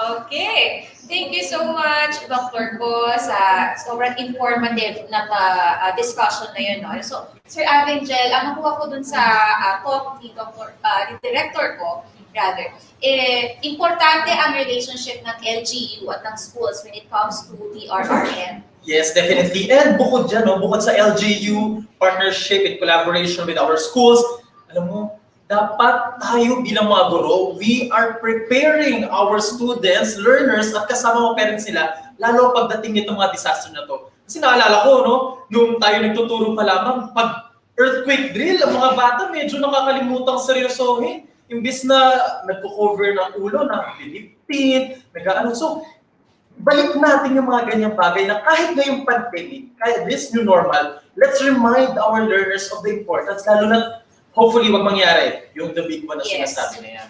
Di ba, Teacher Pao? Okay, so we have a few reminders lang for our teachers. Again, use our official hashtag VINSET 2day1 sa ating mga post po. And of course, ang LMS registration natin, again, it serves as our attendance. Wala po tayong nilalabas na link. Doon lang po tayo mag-register sa LMS. Okay? And of course, meron tayong grace period, kagaya na nabanggit kanina ni Sir Mark, hanggang January 31, 2022 po, tayo pwedeng mag-attend ng micro-news sessions ng INSET, ng VINSET natin. Tama. So, teachers, holiday ngayon, kung medyo hindi itong araw naramdam natin ang ganitong mga bagay that for new learning, okay lang yan. Dahil merong ibang mga araw, dahil katulad sinabi ni Teacher Pao, hanggang January 31 next year, itong ating VINSET 2.0. Kaya relax lang tayo dyan, di ba? Of course. And again since holiday ngayon, kagaya na sabi natin kanina, ito po ay voluntary. And of course, yung mga teachers natin dyan na a-attend or magpa-participate sa ating VINSET, meron tayong 1-day service credit. At para naman sa non-teaching personnel natin, meron silang compensatory time off. Tama. So everyone is welcome, everyone will be happy. And pausapang happy? Bago yan, sir, meron lang tayong reminder na after ng ating break, magkakaroon po tayo ng bagong link. Yes. Okay? Para sa ating afternoon session. Relive. And ginawa, let's stand up for some shout out! Umpisahan na natin yan. Hello sa Filipino Department headed by Mirna Pacheco at English Department headed by Miss Lynn Maria Tarayo of Bagong Silang High School. Pasok! Hello din po sa Bagong Pag-asa Elementary School. Dr. Juliet Arellano, we love you. And from Brian Pato. Para naman sa teachers ng San Rafael National Trade School ng SDO Bulacan, sa kanilang principal, Ma'am Janet Manalo from Teacher Y. SDO Las Piñas, we love you. At ang ating SDS, Dr. Joel Torcampo, Las Piñas City Science High School, hello with their principal, Ma'am Lustre from Sir Ariel. Yes, and of course, sa PSDS ng SDO Caloocan, Dr. Archie Azucenas. At Parañaque National High School Main, Mr. Jerry Lumaban from Cherry Mendoza. Yes. And Magalona National High School from Sir Rafi. Hello. Binabati din namin ang mga kaibigan at mga kasama natin from Sibulan Central Elementary School, Ma'am Elvira Diones, SDO Negros Oriental, SDS Sir Sanen Pauline from James Anthony Diputado. And sa Manuel Santos Memorial National High School, principal nila, Sir Absalon Fernandez from Ma'am Carla Micas. Hello din po sa SDO Rizal Cardona Senior High School and Valenzuela National High School, Dr. Christopher J. Delino. Hello po, ESP Department Head Evelyn Mortero and SDS ng Valenzuela. Yes, happy birthday again to Dr. Nerissa Losaria, SDS ng SDO Caloocan from Sir Bats at kay Miss Pa.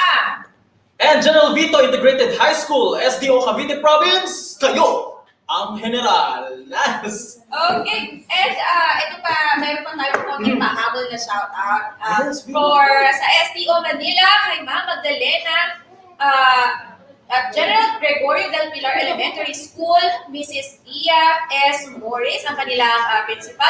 At isa pang school sa Manila, no, Manuel G. Araulo High School, especially sa kanilang ESP department. Yes, at binabati ko ang aking mga kasamahan sa Navotas National High School, Mate Department. Okay. Reminder again, use the hashtag VINSET2Day1 para sa ating mga post teachers. Okay, voluntary po ito ang ating virtual inset. But again, para naman ito sa ating ikabubuti, di ba? So, yes. Participate tayo. LMS registration serves as our attendance. Just a reminder again, teachers. Okay? Pwede kayong mag-register sa ating LMS hanggang January 31, 2022. Ulitin natin, no? Kung nabitin ka today, pwede pa sa mga susunod na araw kasi hanggang January 31, 2022 po ang ating VINSET 2.0. Okay? Binabati din po natin ang Calaca District Division of Batangas. At sa SDO San Antonio Annex Nueva Ecija kay Ma'am Flor B. Empainado ng Hacienda Elementary School. Hello po sa iyo, Ma'am. Yan, hello po sa inyong lahat. At binabati din namin ang lahat ng mga teachers na nagluluto ngayon. Bagong pananghalian. Anong ulam po ninyo? Mukhang masarap ang ulam ng ating mga Yes. teachers. Okay. At salamat po sa ating mga sponsors. Yan, bumabati kami sa ating mga sponsors. Okay? Okay. Yung kaninang topic natin, no, Sir Agenchel, about the RRM, sobrang importante talaga niyan. Yes. And also, pinag-usapan din natin kanina mga advantages of using OERs, Open Educational Resources. Nalaman natin na hindi lang tayo limited lang sa Google, pero marami pa tayo na pwedeng tignan as learning resources para magamit sa mga klase po ninyo. Yes, at yung topic din kanina ni Sir Marcy, di ba? Yung about survey tooling and yung kanyang reminders about sa DepEd SIM card. Sobrang importante dahil benefits yan ng ating public school teachers. So, take advantage of that, teachers. Yes, and kaya take advantage lang tayo dahil mamayang hapon. Relax lang, marami pa po tayo pag-uusapan hanggang Friday to dahil bukas may day 2 pa kayo na aabangan. Binabati. Yes! Salamat, Aling Gikas Food Product Specialty Bika. Yes, mga sakay Rizal. Thank you so much. Yan, napasaya niyo po ang ating EdTech family dito. Yes. And everyone, that completes our morning session. Remember, a healthy body contributes to a healthy mind. In short, gutom na as. So, let's have a 1-hour lunch break, okay? Ulitin ko, Teacher Pao, may relive po tayo mamaya. So, may bagong link po tayo. Abangan na lang po ng mga isa. Yes. See you later, teachers. Have a happy lunch. Busugin ang inyong mga sarili. At magkita-kita po ulit tayo mamaya sa ating afternoon session. Ng VINSET 2.0.